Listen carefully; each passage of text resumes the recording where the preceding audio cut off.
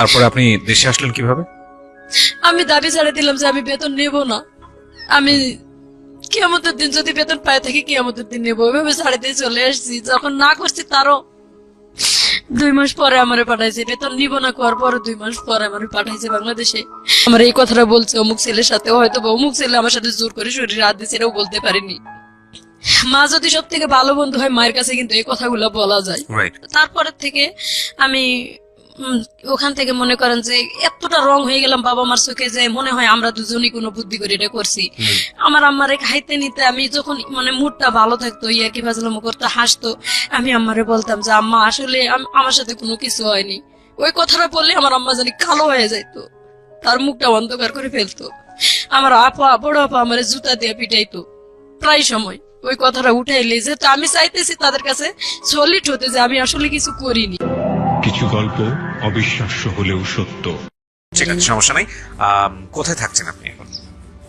বর্তমানে আমি যাযাবর, আমার কোনো জায়গা নাই ভাই। আমি সবার আগে আপনাকে একটা সালাম দিতে চাই। আসসালামু আলাইকুম। ওয়ালাইকুম আসসালাম ওয়া রাহমাতুল্লাহ। আপনি লিসেনারদের জন্য আসসালামু আলাইকুম।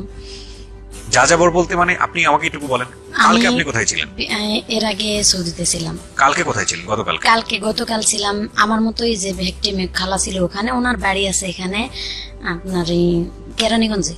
আচ্ছা, তো ওনার সাথে। তার মানে আপনি এই অনুষ্ঠান শেষে কোথায় গিয়ে থাকবেন সেটার কোনো নিশ্চয়তা নাই? না।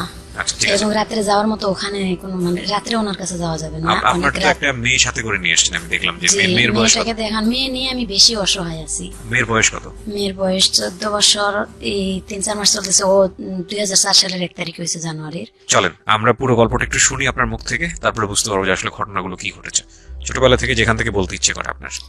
জি ভাই, আমি ছোটবেলা থেকে জাস্ট আমার বুদ্ধি যেখান থেকে হয়েছে, আমি যতটুকু স্মরণ আছে আমার, আমি মোটামুটি ভালো ফ্যামিলির মেয়ে। আমার আব্বা যুদ্ধের আগে নাকি ইন্টার পাস করছেন, কিন্তু লেখাপড়া থাকলে কি হবে, ওনার জ্ঞান সঠিক ছিল না বা আজও নেই। আর আমার বিয়ের পর নাকি বাচ্চা হইতো না, তার সন্তান ছিল না বলে গ্রামের মানুষ ধরেন যারা দোকানপাট করতো বা ব্যবসা বাণিজ্যের কাজে যাইতো, তার ওয়াইফরা আসে আমার আম্মারে বলতো যে তুই এখন বাহিরে বের হোস না, তোরে দেখলে হয়তো সাত নষ্ট হবে, এরকম একটা গ্রামের ভাষায় বলতো। আমার আম্মা অনেক কান্দাকাটি করতো। এরপরে আমার বড় আপা হয়, আমার আম্মার বিয়ের 9 বছর নাকি 11 বছর পরে আমার বড় আপা হয়েছিল। তারপরে আমি আমার আব্বা হয়তো এত বছর পরে সন্তান হলো, যে একটা আগ্রহ বা একটা এই সন্তান মানুষ করার মতো তার আল্লাহ পাক অনেক ধন সম্পত্তি ছিল। আমার দাদার দেওয়া সম্পত্তি তার 16-17 বিঘা সম্পত্তি ছিল। আমার বাবার। তার মানে ঘরে বসে মোটামুটি ঘরে বসে খেতেন বলতে ঘরে থাকতেনই না উনি, ঠিক মতো ঘরেই থাকতেন না, বাইরে বাইরে ঘোরাফেরা করতেন এবং কোথায় কোথায় ঋণ দেনা করে এসে জমি বিক্রি করে সেই ঋণগুলা পরিশোধ করতেন। মানে এটার জন্য হয়তো আমার আম্মার মেজাজ সব সময় খিটখিটে থাকতো। আর আমরা যখন ছোট ছিলাম দেখছি আমার আম্মা সব সময় প্রায় আমার আব্বা মারধর করলেই নানার বাড়িতে চলে যাইতো, কিন্তু আমার নানা সব সময় বুঝায় পাঠাইতো যে মা এক সময় আল্লাহ তোর সুখ দেব, এই কথা বলে বলে আমার পাঠাইতো। আর আমি প্রায় নানার বাড়িতেই বেশি মানুষ ছোটবেলা থেকে। আমার নানা প্রায় সময় আর কি, আমার পর আমার ছোট একটা ভাই হয়, ওই ভাইটা হওয়ার 2 বছর পরে আমার যখন 4 বছর বয়স, আমার স্মরণ আছে একটু একটু যে আমার ছোট যেটা সেটা আরেকটা যখন হলো আমার 4 বছর বয়সে, তখন 2 বছর পর আর কি আমরা ভাই বোন সবাই হয়েছি। তো আমার ছোট যেটা সেটা মারা গেল, অনেক অসুস্থ, তখন আমার আব্বা হাজতে। বাট আমি মিথ্যা কথা বলতে চাই না, আমি এখানে উন্মুক্ত ভাবে বলতে আসছি আমার আব্বা চুরি ডাকাতির সাথেও জড়িত ছিল। এই কাজগুলো আমি নিজে দেখছি যে আমার আব্বা এই ধরনের অন্যায় কাজ করছে এবং আমরা শাসন করছি। তখন যতটা ছোট ছিলাম ওটা বলার মতন ছিল না, হয়তো আমার আম্মা কতটুকু হেল্প করছে না করছে বা কত কি করছে তা এটা বলতে পারবো না। তবে যখন জেলে ছিল, আমার ভাইটা যখন মারা গেল, তখন আমার আব্বা জেলে দেখতে পায় নাই এবং আমার আম্মা দেখতে যাইতো আমার সাথে করে নিয়ে। আমার মনে পড়ে আমার আম্মার মেজাজ এতটা মানে খিটখিটেই থাকতো, কোনো কথা বলা বা আমরা একটা বায়না তো ধরতেই পারতাম না। সবসময় মানে মায়ের সাথে কৃষি কাজ করতে হতো বা মা বাড়িতে থাকলে আমরা 2 বোন, বিশেষ করে আমার বড় বোন আমি, মাঠে ঘাটে কাজ করা লাগতো সবসময়, কাজের লোক ছেলেদের সাথে সবসময় কাজের লোক আমাদের বাড়িতে থাকতো। এই 3 মাস বা 5 মাসের বা 1 বছরের এরকম 3টা-4টা করে কাজের লোক আমাদের বাড়িতে থাকতো। আমার আম্মা আর কি বুঝাই দিত এটা এইভাবে। ছোটবেলা থেকেই একবারে সংসারটা মনে করেন যে একটা ছেলে যেরকম বোঝা নেই, ঠিক আমার বড় আপার বিয়ে হয়ে গেছিল 13 বছর বয়স থেকে, কিন্তু আমি 11 বছর বয়সে আমি একা হয়ে গেছিলাম। আমার ছোট ভাই যেটা মারা গেল, এরপরে আমি সংসার চালানো, মনে করেন মাঠে ঘাটে ধান ক্ষেত, এমন এই যে বালতিতে করে পানি নিয়ে যে খেতে দেওয়া লাগে, আমাদের ভিটামাটিতে যে মরিচের গাছ অথবা বেগুনের গাছ লাগাইতো, এটাই আম্মু বলতো স্কুল থেকে আসে একটু রেস্ট হয়তো বা খেলাধুলা করতাম। তখন তো ছোটবেলা ছিল, বুদ্ধি ছিল না তেমন, খেলাধুলায় বেশি একটা মন ছিল। আম্মা এটা দেখতে পারতো না, লাঠি দিয়ে পিটায় সবসময় নিয়ে আসতো, আর সবসময় মারধর। মানে ওই সময়টা একটা মেজাজ থাকে অন্যরকম, ওই সময়ের মেজাজটা যেরকম করবো সেরকমই কিন্তু আমরা মানুষগুলো হতে পারতাম। হয়তোবা আব্বা হেল্প করতে পারে নাই, আমার ব্রেনও সেরকম ছিল না যতটা আমরা চালাইতে পারি। এরপরে তো মার ব্যাপারটা আমরা সবসময় মারধরের উপর থাকতাম আর কি, সবসময় খিটখিটে মেজাজ থাকতো। আম্মা গরু ছাগল চড়াইতাম, গরুর দুধ বিক্রি করতাম, এভাবে ছোট ভাই বোনদেরকে আর কি মানুষ করছে। বিশেষ করে বোঝাটা আমার উপর চাপ পড়ছিল আমার বোনের বিয়ের পরে। আস্তে আস্তে সংসারের অবস্থা খারাপ হতে থাকলো। তখন 3 বেলা ভাত, কাজের লোক তো বাদ, 3 বেলা ভাত খাওয়ার মতন পরিস্থিতি আসলো না। তখন আমার এই 9-10 বছর বয়স, এই সময় আর কি দেখলাম যে ভাত 3 বেলা খাইতে পারি না। আর যদিও আম্মা একটু কষ্ট করে ধান আবাদ করে নেই, হয়তো সিদ্ধ শুকনা করতে পারে না, ধান নষ্ট হয়ে যায়, এভাবে মানে আমরা 3 বেলা ভাতও খাইতে পারি না। এমন দিন চলে গেছে, এমন দিনের পর দিন আর কি না খাই থাকছি। আবার এমন সময় দেখে গেছে আমার আব্বাস যখন ওই যে অন্যায় পথে ইনকাম করতো, হয়তো সেই সময়টা অনেক ভালো খাওয়াইতেছে, সেটা হয়েছে হালাল রুজি না। আমার এটা স্মরণ আছে, এটা হালাল রুজি না। আমার আব্বা যে সময় খাওয়াইতো এটা হালাল রুজি করে খাওয়াইতো না। যেমন এলাকাতে মেলা হইতো, আমার আব্বা মেলাই মেলাই কোন এক ওষুধ, গুঁড়া জাতীয় ওষুধ নিয়ে আর কি, এটা মনে করেন তরকারির মধ্যে মিশাই মানুষের খাওয়ায় টাকা পয়সা নিয়ে আসতো। এটা আমি দেখছি নিজের চোখে, কিন্তু তখন এরকম জ্ঞান হয়েছিল না যে বাবাকে বাধা দিই, মানে এটা খারাপ কাজ, এটা খারাপ কাজ, এটা বুঝার মতন জ্ঞান তখন ছিল না। তবে যখন জ্ঞান হয়েছে আমার বুঝার মতন, আমার আব্বারে অনেক 10-12 জন লোক আর কি খুঁজতে আসছে। তো ওনারা এসে জিজ্ঞাসা করলো আমাদের বাড়িতে, আমার আম্মার সামনেই জিজ্ঞাসা করছে যে মহসিন কোথায় গেছে। তখন আমার আম্মা যখন মিথ্যা বললো, আমার আম্মা জানে যে আমার আব্বা তাস খেলতে বসছে এখানে গ্রামের এক গ্রাম বাড়িতে, কিন্তু আমার আম্মা মিথ্যা বললো। কথাটা কেমন জানি আমার মাথার মধ্যে নাড়া দিয়েছে, মিথ্যা কেন বললো, অবশ্যই এখানে কারণ আছে, কিন্তু আছে। তখন আমি দৌড় দিয়া, লোকগুলা বের হয় যখন বাড়ি থেকে চলে যাচ্ছিল, আমি মাঠে যাই, মানে মাঠে না, বাড়ির থেকে আর কি একটু দূরে, বাড়ির সামনে যায় পুকুর আছে আমাদের, পুকুরের কাছে যাই, বলতেছে আঙ্কেল আমার আব্বা তো বাহে কোথায় আছে। আমার আম্মা জানে ঠিক বলে নেই, আমি বলবো কোথায় আছে আসেন, দেখাই দিছি অমুক বাড়িতে আছে। যখন ওই বাড়িতে যাই দেখাই দিল, তখন আমার আব্বাকে ওইখানে যাই সোজা কলারটা ধরে কয়েকটা ঘুষি দিছে আমার সামনে, বলছে যে কালকা রাত্রে যে জিনিসগুলা নিয়ে এসো, জিনিসগুলা কোথায় দেও। তখন আমার আব্বা মানে কথা তর্কাতর্কি করতে আমার আব্বারে গ্রামের মানুষ আরো 2-4 জন মুরব্বী নিয়ে অনেক মারধর করছে। এমন মার মারছে যে 5 ডলা পর্যন্ত দিছে আমার চোখের সামনে, রাস্তার মাথায়, আমার চোখের সামনে আমি দেখছি। তখনও আমার আব্বার শরম হয়নি যে এই কাজগুলা করলে লজ্জাজনক বিষয়। আমার আব্বা তো সম্পদ থুয়ে গেছে, আমি সন্তানদেরকে মানুষের মতো মানুষ করি বা লেখাপড়া করাই। মাঝে মাঝে আমাদেরকে নিয়ে বসতো, হয়তো প্রাইভেট দেওয়ার মতো ক্ষমতা হয়নি, মাঝে মাঝে শিখাইতো পড়া, কিন্তু আমার আব্বা সবসময় এই অন্যায় কাজগুলা করছে। আমি বড় হওয়া পর্যন্ত দেখছি, আমার সন্তান হওয়া পর্যন্ত আমার আব্বা এই অন্যায় কাজগুলা করছে। তো ফ্যামিলি থেকে যখন একটা মেয়ে নির্যাতিত হয়, তখন কিন্তু সে নিজের একটা পথ খুঁজতে থাকে যে নির্যাতিত ফ্যামিলি থেকে সরে আমি কোথায় যাইতে পারি। আমার আব্বা যখন এই যে এই কাজগুলা যখন করে অন্যায় দেখলাম, যখন বোঝার মতো বয়স হয়েছে, তখন থেকে বলতে শুরু করছি যে আব্বা এটা করা ঠিক না, উল্টা আমাদেরকে মারধর করে।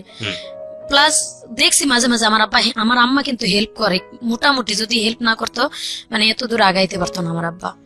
মোটামুটি কিছু কাজে হেল্প করছে আমার আম্মা, হয়তো টাকা পয়সা পাইলে একটু খুশি থাকছে, আবার যখন না থাকছে তখন অনেক কান্দাঘাটি করছে। কিন্তু ওই রাগটা আমার আব্বার উপর রাগ না দিতে পারে, আমার উপর বিশেষ করে অনেক অত্যাচার করছে। আমার আপার বিয়ে হয়ে যাওয়ার পর আমি সংসারে একজন ছিলাম, বা আমি মোটামুটি তর্ক করতাম আমার লগে যে এটা করা ঠিক না, এটা করা ঠিক না, এভাবে বলতাম দেখে আমারে মারতো। সরাসরি কিছু বলতে না পারতাম। আমি ক্লাস 8 পর্যন্ত উঠলাম আর কি, তখন ব্রেনে একটা চাপ দিল যে আমি যদি একটা চাকরি বাকরি করতে পারি। তখন গ্রাম বিকাশ কেন্দ্র নামে একটা সংস্থা আমাদের গ্রামে আসলো, এবং পার্বতীপুরের এক ছেলে সেকেন্ড ম্যানেজার ছিল। আমি ভোকেশনালের প্রথম ব্যাচের ছাত্রী ছিলাম। বাংলাদেশে ভোকেশনাল আপনার 96 সালে 97 সালে আর কি চালু হয়। আমি ভোকেশনালে ক্লাস 8 যখন পরীক্ষা দেব তখনই আমার টেইলারিং কোর্সে আমার আম্মা ভর্তি করে দিয়েছিল। আমি সবসময় আম্মারে বলতাম যে আমি মানুষের বাড়িতে কাজ করে খাবো, তাও বাড়িতে থাকবো না। প্রায় বাড়ি থেকে বের হয়ে চলে যাইতাম। যাই আমাদের ওখানে বিরামপুর একটা শহর আছে, শহরে আর কি মানুষের বাড়িতে আমি এমনি হোটেলে যাই, বসে বলতাম যে আমার যদি কেউ কাজ করে নেন আমি কাজ করে খাবো। এভাবে 3 দিন 4 দিন 5 দিনও মানুষের বাড়িতে কাজও করছি, মরিচ বাটা থেকে শুরু করে যা লাগে মশলা বাটা এভাবে কাজ করেও খাইছি। তো আমার আব্বা আবার খোঁজ পায় যায় নিয়ে এসছে মারধর করে ওখান থেকে, তুই লেখাপড়া করবি, তুই মানুষের বাড়িতে কাজ করবি কেন। ওকে, পরে এভাবে চলে গেছি। যাওয়ার পরে ক্লাস 8 পাশ করি, যখন ক্লাস 8-এ পড়াকালীনই ওই গ্রাম বিকাশের সংস্থার খবর পাইলাম যে আমি স্কুল বাদ দিয়ে এটা ভোকেশনালে ওখানে টেইলারিং শুধু কাজ চলতো আগের বেসে। তো 96 আমি ওখানে ভর্তি হলাম, টেইলারিং কাজ শিখলাম 1 বছরের কোর্সে। আলহামদুলিল্লাহ কাজ শিখে আপনি তখন গেছিলাম। কোন ক্লাসে পড়েন?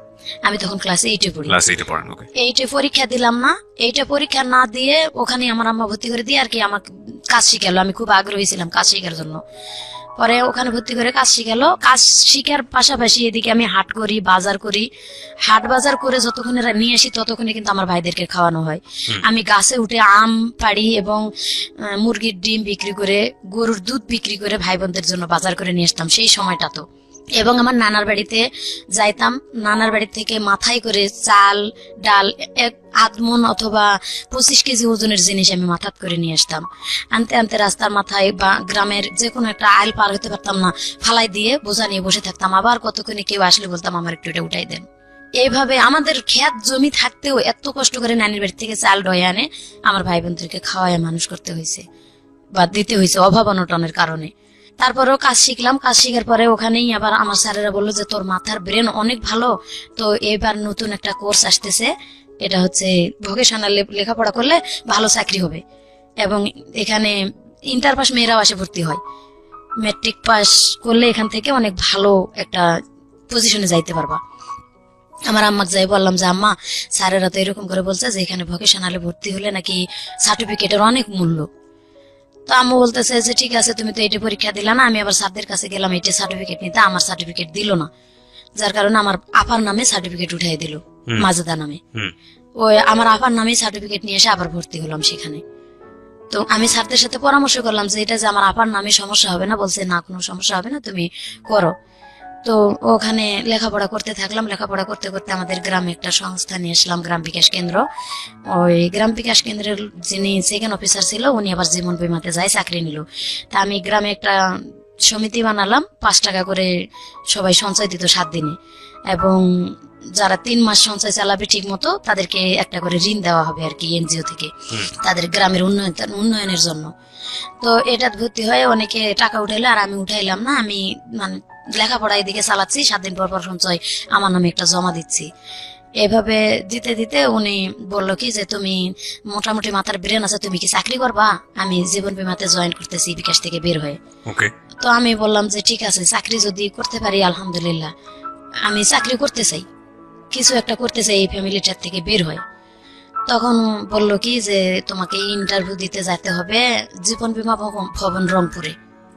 তো আমি মানে আমার আম্মাকে না বলেই চলে গেছিলাম, বললে তো যাইতে দিবে না আমি জানি। মানে আমার ব্রেনে কাজ করতেছিল যে আমি একটা চাকরি হলে আসে সুসংবাদ দেবো যে আমার চাকরি হয়েছে। তো আমি ইন্টারভিউ দিতে চলে গেছিলাম এবং যার সাথে চলে গেছিলাম উনি হয়তোবা আমাকে লাইক করতো।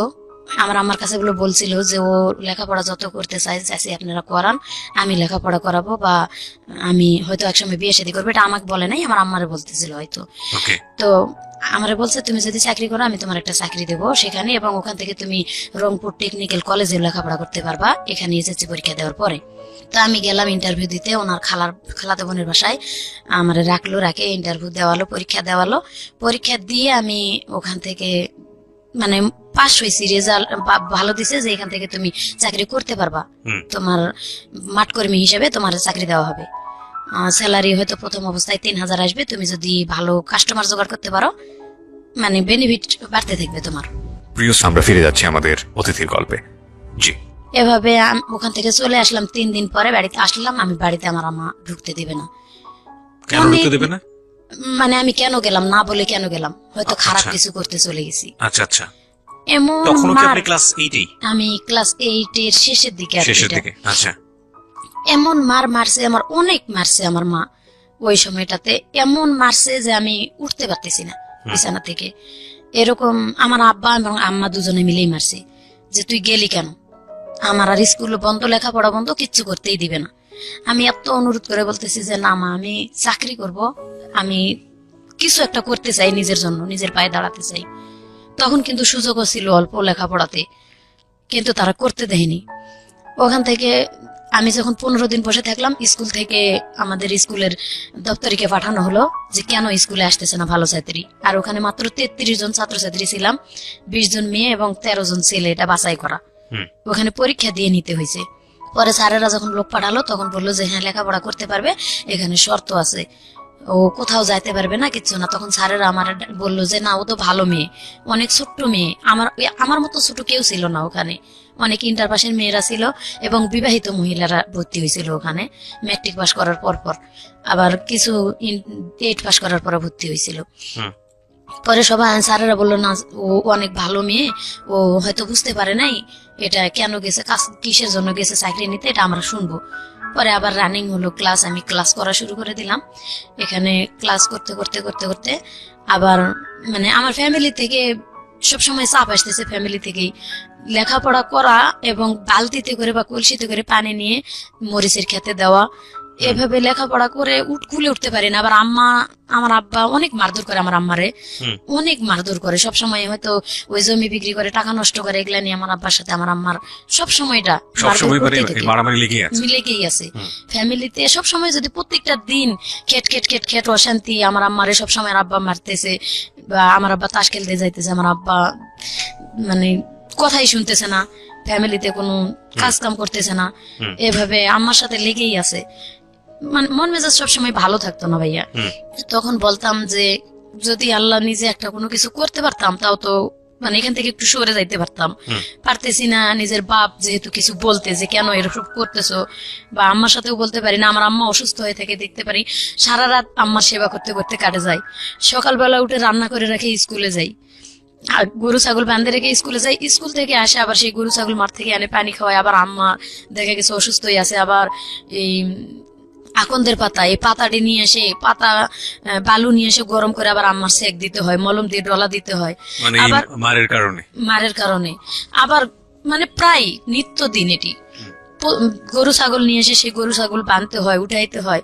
আর তখন তো ছেলে মানুষের মন, একটু খেলাধুলার দিকে যাইতাম, খেলাধুলা করলে হয়তো গরু ছাগল কারো খেতে গেছে, ধরে খোয়াড়ে দিছে, আমার আব্বা যদি শুনছে যে খোয়াড়ে দিল, আমি ঘুমায় গেছি হয়তো বা ঘুমার ভান করে রয়েছি, খোয়াড়ে যদি গরু ছাগল দেয়, এই সময় কিন্তু নিজের মনটাই খারাপ থাকে যে গরুটা আমি চড়াইতে নিয়ে গেলাম বা ছাগলটা চড়াইতে নিয়ে গেলাম, খোয়াড়ে দিল, ঘুম আসে না। আমার আব্বা যতক্ষণ বাসায় না আসে আমি কিন্তু চুপ করে চোখ বুঝে শুয়ে থাকি।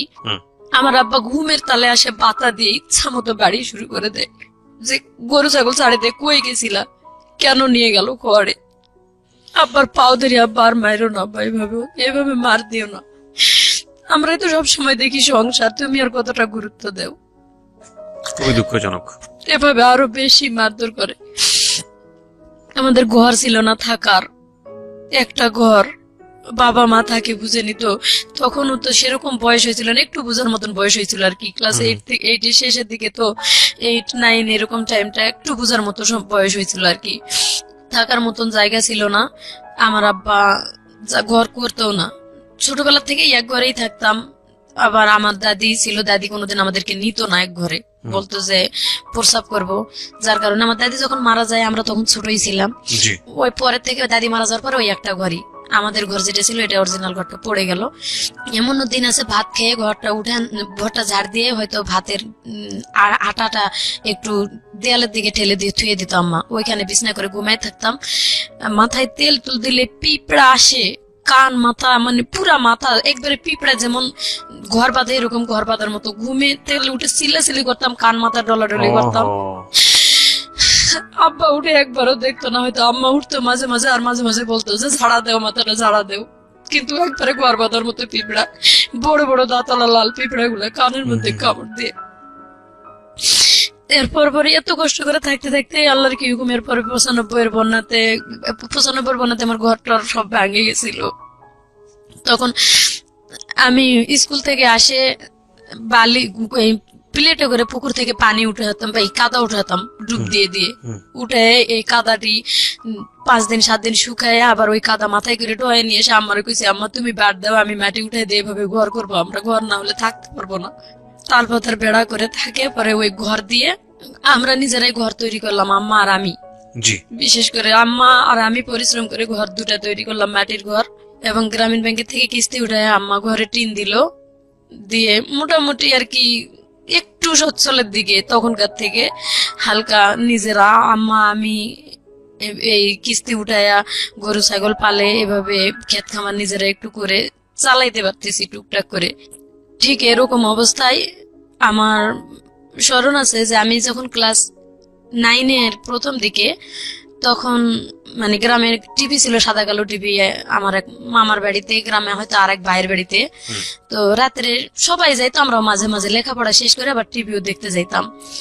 তো একদিন রাত্রে আমি টিভি দেখতে গেছি আমার মামার বাড়িতে, আমার অনেক খারাপ লাগতেছে, আম্মারে বলতেছি আম্মা আমার জানি শরীরটা অনেক খারাপ লাগতেছে, তো তোমরা নাটক শেষ করে আসো। তখন ছোট ছোট ডিও নাটক হইতো, বলছে যে তোমরা পরে আসো একটু, আমি আগে যাই। তো নাটক শেষ হয় নাই, আমি চলে আসছি। আমি আসলে আম্মা পিছে পিছে আমার আম্মা ওরা চলে আসছে, আর আমি যে চলে আসছি আমার মামাতো ভাই কোন ফাঁক দিয়ে চলে আসছে ঘরে আমি জানি না। আমি সোজা আমাদের বাড়িতে ঢুকে আগে আমার মানে কারেন্টের সুইচ অফ না করে ঘরের দরজাটা শুধু খুলে দিছি, তালাটা খুলে বাইরের দরজা খুলে রেখে আসছে। আম্মা তো পিছে আসবেই 10 মিনিট পরে। আমি বাইরের দরজা খুলে রেখে চলে আসে, দরজা তালাটা খুলে আমি কলপাড়ে গেছি যে প্রস্রাব করে হাত মুখ ধুয়ে আসি, ধুয়ে ঘুমাবো। আমি কলপাড়ে গেছি, কলপাড় থেকে ঘরে আসে ঢুকা মাত্র আমার মামাতো ভাই আমার জড়ায় ধরছে। যখন ও আমারে জড়ায় ধরছে আমি চিনতে পারি নাই কি, আমি চিৎকার যে জোরে দেবো এরকম পারি না, তার কারণ এটা গ্রাম, মান সম্মান যাবে। আমি বলতেছি যে কে তুই সর, আমার কাছ থেকে সরে যা। ওর সাথে শক্তি দিতে পারতেছি না, তবে মানে এত জোরাজোরি করতেছে, খামসাখামি করতেছে। আমি ওরা ধাক্কা দিয়ে চৌকির উপরে, আমাদের ঘরে চৌকি ছিল, চৌকিতে ফালাই দিতেছি, ও আবার উল্টা আমারে ধাক্কা ফালাই দিতেছে। এভাবে কুস্তা কুস্তি অনেকক্ষণ আমি প্লিজ হাত পাও ধরতেছি, অনুরোধ করতেছি ভাই তুই কে, তুই সর। পরে ওর কণ্ঠটা বুঝতে পারছি আমি যে ও আমার মামাতো ভাই। তো আমি ওরা বলতেছি তুই আমার এখানে কেন আসছিস ভাই, তুই সর ভাই। যখন শুনে না তখন অনেক খারাপ ভাষা, গ্রামের খারাপ ভাষা তো জানেনি কি কি খারাপ ভাষা করে বলতে হয়, একবার এইভাবে বলতেছি, এরপরও শুনে না। তার মধ্যে আল্লাহর হুকুম আমার আব্বা আম্মা চলে আসছে। আমি ঘাইমা ভাই, একবারে জ্বর জ্বর করে আমার শরীর দিয়ে ঘাম পড়তেছে। আমার আব্বা আম্মা আসে বাড়িতে ঢুকছে, ঢুকার পরে ওর সাথে সাথে চোখের নিচে ঢুকে গেছে। ও যখন চোখের নিচে ঢুকে গেছে আমার আম্মা আসে সোজা ঘরে ঢুকছে, আমার আব্বা আসে বাইরে খিল লাগাই দিয়ে টেবিল পড়ে গেছে। তো আমার আব্বা যখন টিবল পড়ে গেছে তখন ওই আমার আম্মা ঘরের দরজার পাশে দাঁড়িয়ে আছে, আর আমি কাঁপতেছি, আমার যে আম্মা ডাকতেছে ঘরে বাতি দিস নিকা, বাতি দিস নিকা। আমি ভাই আমার কণ্ঠ বের হইতেছে না যে আমি কথা বলবো, এরকম মানে এতটা আতঙ্ক হয়ে গেছি, এবং ভয় তো এক আছে, আবার ওর সাথে অনেকক্ষণ ধরে যুদ্ধ করতেছি, প্রায় 15-20 মিনিটের বেশি।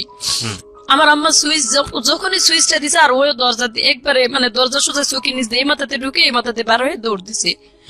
ও যখন বাহিরে দৌড় দিছে আমার আব্বা প্রসাব করা বাদ দিয়ে মনে হয় কে কে করে দৌড়াতে দৌড়াতে ও চলে গেছে। সোজা আসে আমার কয়েকটা ইচ্ছা মতো চড় গালে মুখে দিয়ে ওই অবস্থায় আমার আব্বা আম্মা দুইজনে আমার মারে সেন্সলেস বানায় ফেলাইছে। আমি সেন্সলেস অবস্থায়, সেন্সলেস থেকে উঠার পরে আমার বারবার জিজ্ঞাসা করে যে ওই কেন আসছিল আর কি হয়েছে।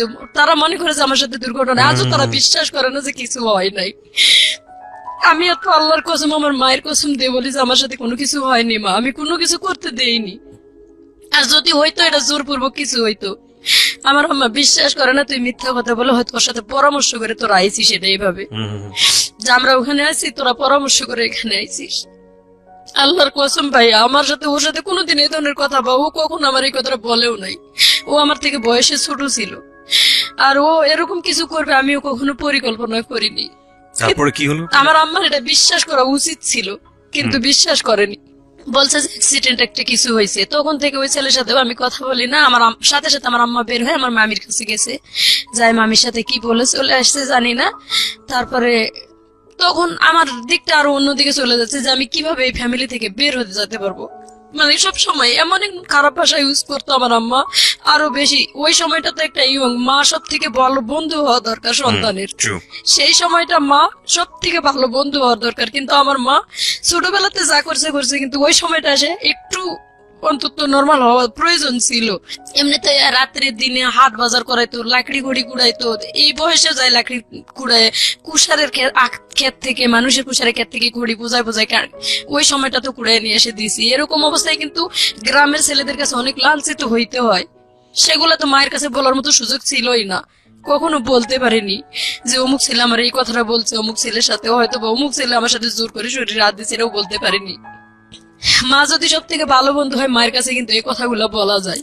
তারপরের থেকে আমি ওখান থেকে মনে করেন যে এতটা রং হয়ে গেলাম বাবা মার চোখে যে মনে হয় আমরা দুজনই কোনো বুদ্ধি করে এটা করছি। আমার আম্মারে খাইতে নিতে আমি যখন মানে মুডটা ভালো থাকতো, ইয়ার কি ফাজলামো করতে, হাসতো, আমি আম্মারে বলতাম যে আম্মা আসলে আমার সাথে কোনো কিছু হয়নি। ওই কথাটা বললে আমার আম্মা জানি কালো হয়ে যাইতো, তার মুখটা অন্ধকার করে ফেলতো। আমার আপা, বড় আপা আমার জুতা দিয়ে পিটাইতো প্রায় সময় ওই কথাটা উঠাইলে, যেহেতু আমি চাইতেছি তাদের কাছে সলিড হতে যে আমি আসলে কিছু করিনি। প্রিয় শ্রোতা, আমরা ফিরে যাচ্ছি আমাদের অতিথির গল্পে। জি, যখন না পারছি তখন মানে আমি আমার ক্লাসমেট ছিল স্বামী একটার নাম, বান্ধবীর সাথে মোটামুটি শেয়ার করতাম যে ফ্যামিলি থেকে মেয়েরা যদি লাঞ্ছিত হয় তারা কোথায় যায় দাঁড়ায় বল। রাইট। ও যখন বলতো ওর বাবা মা এটা দেয় সেটা দেয় বা তাদেরকে এত সাপোর্ট করে, তখন নিজের মনটা যেন ভরে উঠতো শুনে যে ওর বাবা দিনমজুরি কাজ করে এবং সুন্দর একটা বাড়ির উঠান, বলতেছে আমরা এত পদ্মার ভিতরে থাকি যে আমাদের বাড়ির উঠানের বাইরে যেটা খোলা থাকে এই খোলাটা পর্যন্ত মাটির প্রাচীর দিয়ে ঘেরানো, আমার আব্বা নিজে পরিশ্রম করে এটা করছে। তো তখন নিজেকে মানে কেমন জানি অনেক ছোট মনে হইতো যে এত আমার দাদা এত সম্পদ রেখে গেছে এবং আমার আব্বাকে যতটুকু সাধ্য লেখাপড়াও করাইছে, আমার দাদা মারা যাওয়ার পরও লেখাপড়া করছে, তো তাতে লাভটা কি, কি হলো? আর ওরা রাজমিস্ত্রি কাজ করে বা কাঠমিস্ত্রি কাজ করে এত সুন্দর করে এই মেয়েগুলোকে মানুষ করছে। আমার আম্মার সাথে করে নিয়ে তাদের বাসায় নিয়েও গেছি ঢাকা, তারা বিরামপুরে রুম ভাড়া নিয়ে থাকতো। মাঝে মাঝে আমি মাঝে মানে মন চাইতো না বাড়ি যাইতাম, আজকে বাড়িতে গেলে না জানি কি দুর্দশা আছে। প্রায় স্বামীর সাথেই থাকতাম, স্বামীদের বাসায় ঘুমাইতাম বা ওখানেই খাওয়া দাওয়া করে স্কুল করতাম। আচ্ছা। তো এভাবে করতে করতে একদিন জানি না সেরকম বয়সে হয়তো অনেক ছেলেরাই চয়েস করছে, ছেলেরা অনেক ডিস্টার্ব করতো, আমি এটা আমার কাছে যাই বলতাম যে আম্মা আজকে এই ছেলেটা অমুক কথা বলছে, অমুক ছেলেটা অমুক কথা বলছে। মাঝে মাঝে আমি ছেলেদের উপর রাগ করতাম বা জুতা দিয়ে পিটাম, ওই ধরনের কথা বলতাম। তো ছেলেরা চটে গিয়ে আবার আমাদের বাড়ির গ্রামের লোকের কাছেও বলতো এটা কার মেয়ে এত সাহস। মোটামুটি সাহস ছিল ভাইয়া ছোটবেলা থেকেই আমার। তো আমার আম্মা বলতো যে তুই মেয়ে মানুষের ছেলেদের সাথে এরকম করে কথা বলিস কেন? তো আমি কি করব, তারা রং কথা বলে আমার পিছে পিছে, আমি কি আর কোনো মেয়ে পাই না, খালি তোর সাথে এরকম করে সবাই। যদি কোনো কথাই শেয়ার করতে যাইতাম ওই আগের অতীতটা আম্মা টেনে আনতো, মানে ঘুরে ফিরে ওই একটা জায়গায় এসে ওই জায়গাটা এসে দাঁড়াইতো, যে কোনো কথার দিক দিয়ে আর কি ওটাই ঘুরে ফিরে। তো ওই যে বললাম যে ক্লাস 10-এ যখন আমার বিবাহিত মহিলারা মিলে একসাথে লেখাপড়া করতে থাকলাম, তো একদিন স্কুলে গেছি, আমার আম্মা বলতেছে আমার শরীরটা প্রচুর ব্যথা করতেছে, পারলে একটু হসপিটাল থেকে সরকারি ট্যাবলেট আর কি আনে দেওয়ার জন্য। ওষুধ কেনার মতন টাকা তখন ছিল না। আচ্ছা। বলতেছে যে পারলে হসপিটাল থেকে আমার একটু ওষুধ এনে দিস। তা আমি বললাম যে ঠিক আছে আমি যাবো। গেছি স্কুলে, এমন বৃষ্টি আসছে, অনেক বৃষ্টি, আর আমি সকালবেলা বাসাতে বের হয়েছি, পরেতেই হালকা হালকা বৃষ্টি হইতেছিল। আর আমি যখন বাসাতে বের হয়েছি তখন পাশের গ্রামে আমাদের বাড়ি পার হয়ে মানে নদী পার হয়ে যাওয়া লাগে স্কুলে। তো আমি যখন নৌকা পার হয়ে গেছি তখন একটা ছেলে, ওই আমি আমার হাতে ছাতা আছে এবং ওই গ্রামের ছেলেটা, আমি এখন নাম বলতেছি, ছেলেটার নাম আলম ছিল, কিন্তু তখন আমি জানতাম না। ছেলেটা আমার সামনে এসে দাঁড়িয়ে বলতেছে যে, মোটামুটি হ্যান্ডসাম ছেলেটা ছিল, আসে বলতেছে আপু আপনার বাড়ি কোন জায়গা? তো আমি বললাম যে অমুক গ্রামে। আপনার আব্বার নাম কি, আপনার নাম কি? আমি একটু রাগ হলাম যে একটু এমনি বৃষ্টি পড়তেছে আর আপনি এত কিছু জিজ্ঞাসা করার দরকারটা কি? আপনার গ্রামে আমার খালার বাড়ি অমুক, আমার খালা লাগে, যাই জিগায়। এভাবে বলে আমি তার সাথে আর কোনো কথা বলিনি। ছেলেটা আমার পিছিয়ে পিছিয়ে হাঁটতেছে, সামনে যাই রিক্সা পাইছি, তো রিক্সায় উঠছে। ছেলেটা বলতেছে আমি উঠবো, এক রিক্সায় গেলে সমস্যা কি? আমি কই না, আপনি রিক্সায় যাইতে পারবেন না। বলতেই আমার আব্বার বন্ধু যে ক্লোজ সবসময় রানিং মেম্বারই করে, আমার আব্বা ওনার হয়ে কাজ করে, উনি আর কি মূর্খ মানুষ ছিল, তবে মেম্বার, ওনার কাজগুলো আমার আব্বা করে দিত। তো উনি যাই দেখতেছে ছেলেটা আমার সাথে কথা বলতেছে আর কি, রিক্সায় উঠবে এরকম কিছু কথা। তো আমি ওই ছেলেটারে ডাইরেক্ট বলে দিলাম যে না আপনি কেন রিক্সায় উঠবেন? তো চাচা আসছে, আমি বলছি চাচা আপনি উঠবেন নাকি, আসেন। আমার আব্বা যেহেতু বন্ধু আর সবসময় আমাদের বাড়িতে উঠা বসে, আমি ওনার মেয়ের মতো। বললাম চাচা আসেন, উঠেন, বসেন। তো চাচা আসে উঠলো আমার রিক্সায়, বসে চাচার সাথে আমি গেলাম স্কুলে। স্কুলে যাই, সেদিন ক্লাস হলো না। তখন মানে সিনেমা হলে ছবি লাগাইছে আসামি বধূ। তো সব মহিলারা, বিবাহিত মহিলারা কি, হুম। যে টিচার ছিল, টেইলারিং টিচার, উনি সবার সাথে ফাজলামো করতেছে, আজকে তো ক্লাস হবে না, তো তোমরা সবাই এক কাজ করো, মানে উনি জানি আমাদের সাথে বলতেছে তোমরা সবাই মিলে আসামি বধূ ছবি দেখে আসো, সিনেমা দেখতে যাও। তো যারা যারা বাড়ির পাশে বাড়ি ছিল, হিন্দু বৌদি যারা ছিল বা মুসলমানও ছিল, বলতেছে ঠিক আছে এটা তো একসাথে হলে ভালোই হয়, হালকা হালকা বৃষ্টিও আছে। তা আমারে পিচ্ছি বলে ডাকতো সবাই, বলতেছে পিচ্ছি তুই কি যাবি? তো কেমন জানি মনটা আনন্দ হয়ে উঠলো, ঠিক আছে সবার সাথে গেলে মনে হয় একটু ভালোই হয়। মনটা আরো বাড়ি থেকে মন খারাপ করে এসছে অনেক, সকালবেলায় হয়তো আব্বা আম্মা একটু রাগারাগি দেখে আসছি, মন খারাপ। আমি চলে গেছি তাদের সাথে, আমি কই আমার কাছে তো টাকা নাই বৌদি। বৌদি বলতেছে যে আমি তোর দাদার কাছে বলে টাকা নিয়ে এসেছি, বাড়ির পাশে আর কি তার দোকান ছিল, এক পাইলট স্কুলের সামনে তার হাজবেন্ডের দোকান এবং তার বাড়ির সাথেই। ওনার শাশুড়িকে বলে ওনার বাচ্চাকে রাখে, বললো যে আমার এখান থেকে সবাই যখন যাচ্ছে আমরা সবাই মিলে যাবো একসাথে। উনি আমার টাকা দিল, নিয়ে গেল সিনেমা হলে, উনি টিকিট কেটে দিচ্ছে, টাকাও দেয় নেই, ওনাদের রিক্সায় করে নিয়ে গেছে, সিনেমা দেখছি আমরা। ওই সিনেমা দেখতে নাকি আমার যে চাচা আমার সাথে রিক্সায় আসছে উনি দেখছে, তো উনি আমার আব্বাকে ডাকে বলছে কি যে তোর মেয়ে অমুক গ্রামের অমুক ছেলের সাথে সিনেমা দেখতে আসছে। আচ্ছা, এখানে মানে একবারে সব জিনিসগুলো পরে প্রমাণ করে দিছে, কিন্তু আমার আব্বা না শুনে না জানে সোজা বাড়িতে গেছে, যায় দেখে আমিও স্কুল থেকে যাই ভাত খাইতে বসছি, আমার আম্মা আমার জন্য বসে আসছিল, ভাত খাই নাই। আমিও, আম্মা বলতেছে স্কুল থেকে আসতে আজকে এত দেরি হলো কেন? রাইট। আমি কথাটা মুখ দিয়ে বলবো যে সিনেমা হলে গিয়েছি, এই কথাটা বলার মতো সুযোগ পাইনি, আমার আব্বা বাড়িতে এসে ঢুকছে। এবং উল্টা আমার আম্মা আবার প্রশ্ন করতেছে তোরে যে ওষুধ আনতে বলছিলাম তুই কি ওষুধ আনছিলি? তো আমার আব্বা একটা খারাপ ভাষা ইউজ করে ডাইরেক্ট মানে ফিরা, যে ফিরাতে আমরা বসে ভাত খাই, আমার আম্মা এক পেড়াতে বসে, আমি এক পেড়াতে বসছি, আর এক পেড়ে তুলে আমার ঠাস করে মাথার উপরে বাড়ি দিচ্ছে।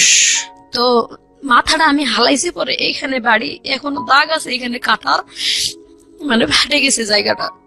আমি তো সেন্সলেস হয়েছি কিনা ওই মুহূর্তে বলতে পারি না, তারপরে কি হয়েছে তা বলতে পারি না। আমার আম্মা নাকি আমার উপরে করছে, আমার আম্মারেও অনেক মারধর করছে। আশেপাশে বাড়ির মানুষ জমা হয়েছে, কেন মারধর করছে, ডাইরেক্ট এই খারাপ ভাষা ইউজ করছে আমার আব্বা, যে এরকম অমুক ছেলের সাথে সিনেমা দেখতে গেছে। এভাবে যদি বাবাই বলে তাহলে কি একটা মেয়ের বিয়ে দিতে গেলে কিন্তু অনেক কষ্ট হয়ে যায়। খুব আমার স্বাভাবিক। বড় আম্মারা বলতেছে যে আমরা তো বাড়ির পাশে থাকি, আমরা তো দেখি না একটা, আমি আমার আম্মার এত সংসারে হেল্প করার পরে যদি বড় আম্মারা বলে যে মা আমাদের একটু রুটি বানায় দিয়ে যা, অথবা রান্না করে দিয়ে যা, তরকারি কাটি দিয়ে যা, ঘর লেপে দিয়ে যা, আমি কিন্তু তাও করি। এর জন্য সবাই আমারে ভালোবাসে, যে ও বাড়ির কাম করে করে আমাদেরও কাজ করে দেয়। তাদের মেয়েরা আর কি এতটা কাজ করে না, তাদেরকে বলে দেখ ও নিজের বাড়ির কাজ করে লক্ষ্মী মেয়ের মতো, আমরা বললেও কোনোদিন না করে না। তো তারা আসে এই কথাগুলো বলে যে ওর তো কোনো সময় আমরা এরকম দেখি না, ও শৃঙ্খল। তো ও এই ধরনের কাজ করছে, সেটা তুমি বাপ তুমি গোপনে এসে বলতে পারতা আস্তে আস্তে, যেটা করা ঠিক না, তুমি এভাবে মারধর করলা কেন? এরপরে আমি লজ্জায় গলায় ফাঁস নিতে গেছি, ভোরবেলার দিকে জ্ঞান ফিরছে আর কি, আমি জ্ঞান ফিরে দেখি আমি শুয়ে আছি একা, আমি ওড়না পেছে আর কি গলায় ফাঁস নিতে গেছি। যে এভাবে ছোটবেলাতে তো অত্যাচারে মানুষ হইতেছি, আবার এখন উপযুক্ত হয়েছি, যদি ফ্যামিলিতে অত্যাচারিত হয় এভাবে কোন ভালো ঘরে বিয়ে হবে? আমাদের তো ভালো ঘরে বিয়ে হওয়ার কোনো সম্ভাবনাই নাই। যার কারণে আমি গলায় ফাঁস নিয়ে মরতে গেছি। আমার আব্বাই দেখছে, আবার কেমনে ঘুমেতেছে, এতন পাইছে আমি আর এক ঘরে থাকি, ঘরের মাঝখানতে দরজা, তো ওই দরজার মানে দরজা লাগানো ছিল না, দুইটা ঘর করছিলাম আম্মা আমি মিলে, কিন্তু দরজা ছিল না, টাকা পয়সা অভাবে বানাইতে পারি নাই। তো ওই পাশের ঘরে আমি ছিলাম, আমার আব্বা দেখে আবার দৌড় দিয়ে ঘরে যায়, উন্নাটা খসে আবারও মারছে আমার, তখন অনেক মারলো, মারার পর আবার স্কুল লেখাপড়া বন্ধ। তো যখন 7 দিন স্কুলে না গেছি, এদিকে তো মানে 3 দিন পরে ওই ছেলের নাকি আব্বা দেখা পাইছে, ওই ছেলের বাড়ি যে অমুক গ্রামে, আমাদের পাশের বাড়ির এক ছেলেই ওই ছেলের দেখা পায়, পরের দিনই বলছে যে কিরে তুই নাকি মুর্শিদারে নিয়ে সিনেমা দেখতে গেছিস, তোর জন্য দেখ মেয়েটার মারে কি অবস্থা। কয় মুর্শিদাকে আমি তো চিনিও না। তখন ওইভাবে যখন বলছে আমি চিনি না, তুই চিনিস না, অথচ তার এভাবে মারলো, তুই কি সিনেমা সত্যি সিনেমা দেখতে যাস নাই? কয় না আমি সিনেমা দেখতে যাই নাই। তো 3 দিনের দিন ছেলেটা নিজে আব্বার সাথে দেখা হয়, আব্বারে বলে বলতেছে যে চাচা আপনি বলে আমার জন্য আপনার মেয়ের তো দুর্নাম হবে, আমারও দুর্নাম হবে এলাকাত। আপনি কি যাচাই করছিলেন যে কোথায় গেছিল আপনার মেয়ে, কেন গেছিল, কার সাথে গেছিল?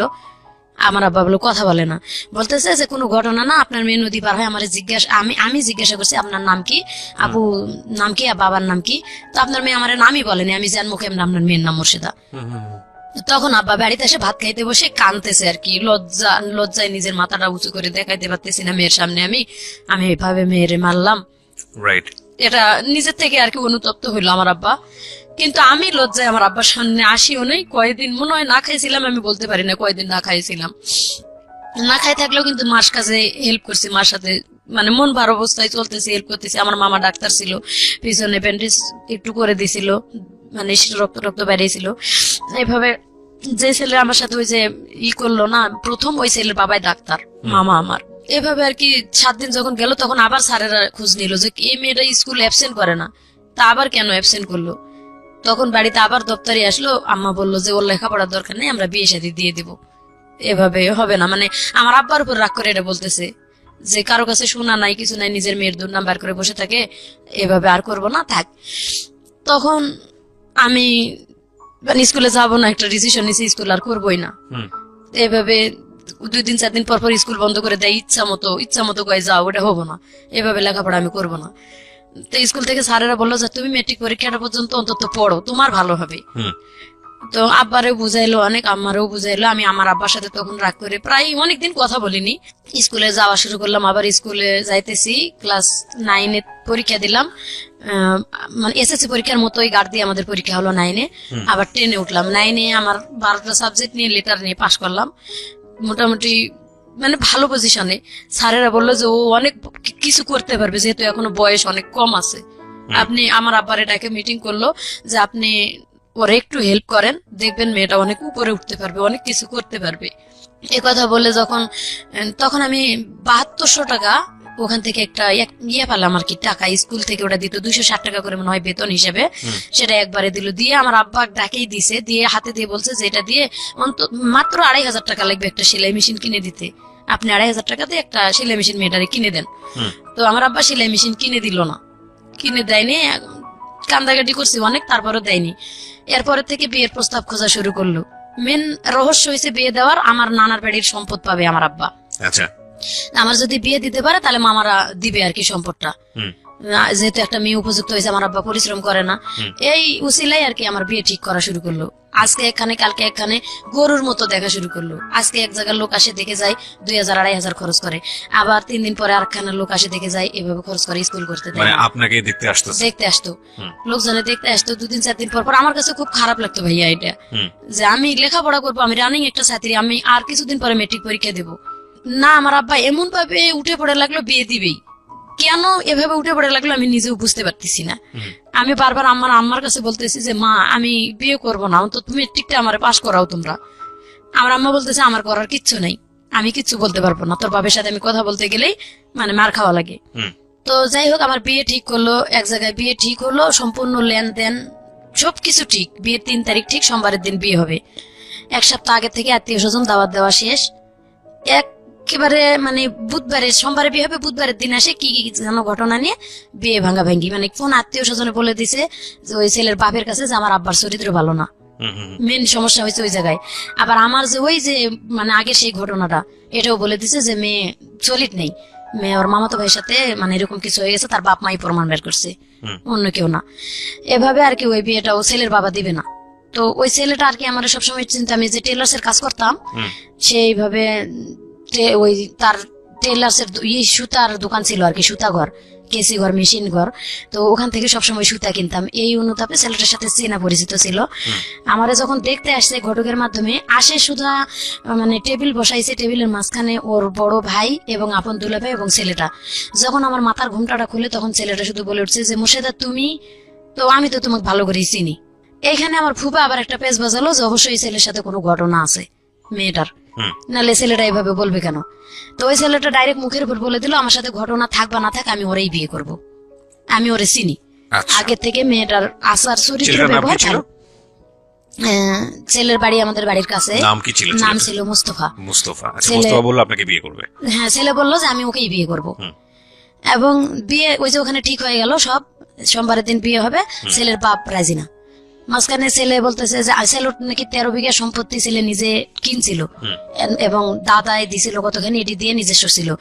যখন বিয়ে ভাঙে যাওয়ার মানে ধরছে, তখন ছেলে বলছে আমার আব্বারে আসে যে আমার আব্বা বিয়ে দিক বা না দিক, এটা আমি শুনছি আর কি, কথা আমি জানি না, মানে বাজারে আসে ছেলে বলতেছে আমার আব্বা বিয়ে দিক না দিক, আমার 13 বিঘা সম্পত্তি আছে, দরকার হলে 2 বিঘা সম্পত্তি বিক্রি করে আমি টাউনে বাড়ি করব, আপনার মিক নিয়ে খাবো, আপনি বিয়ে দিতে সমস্যা কোথায়?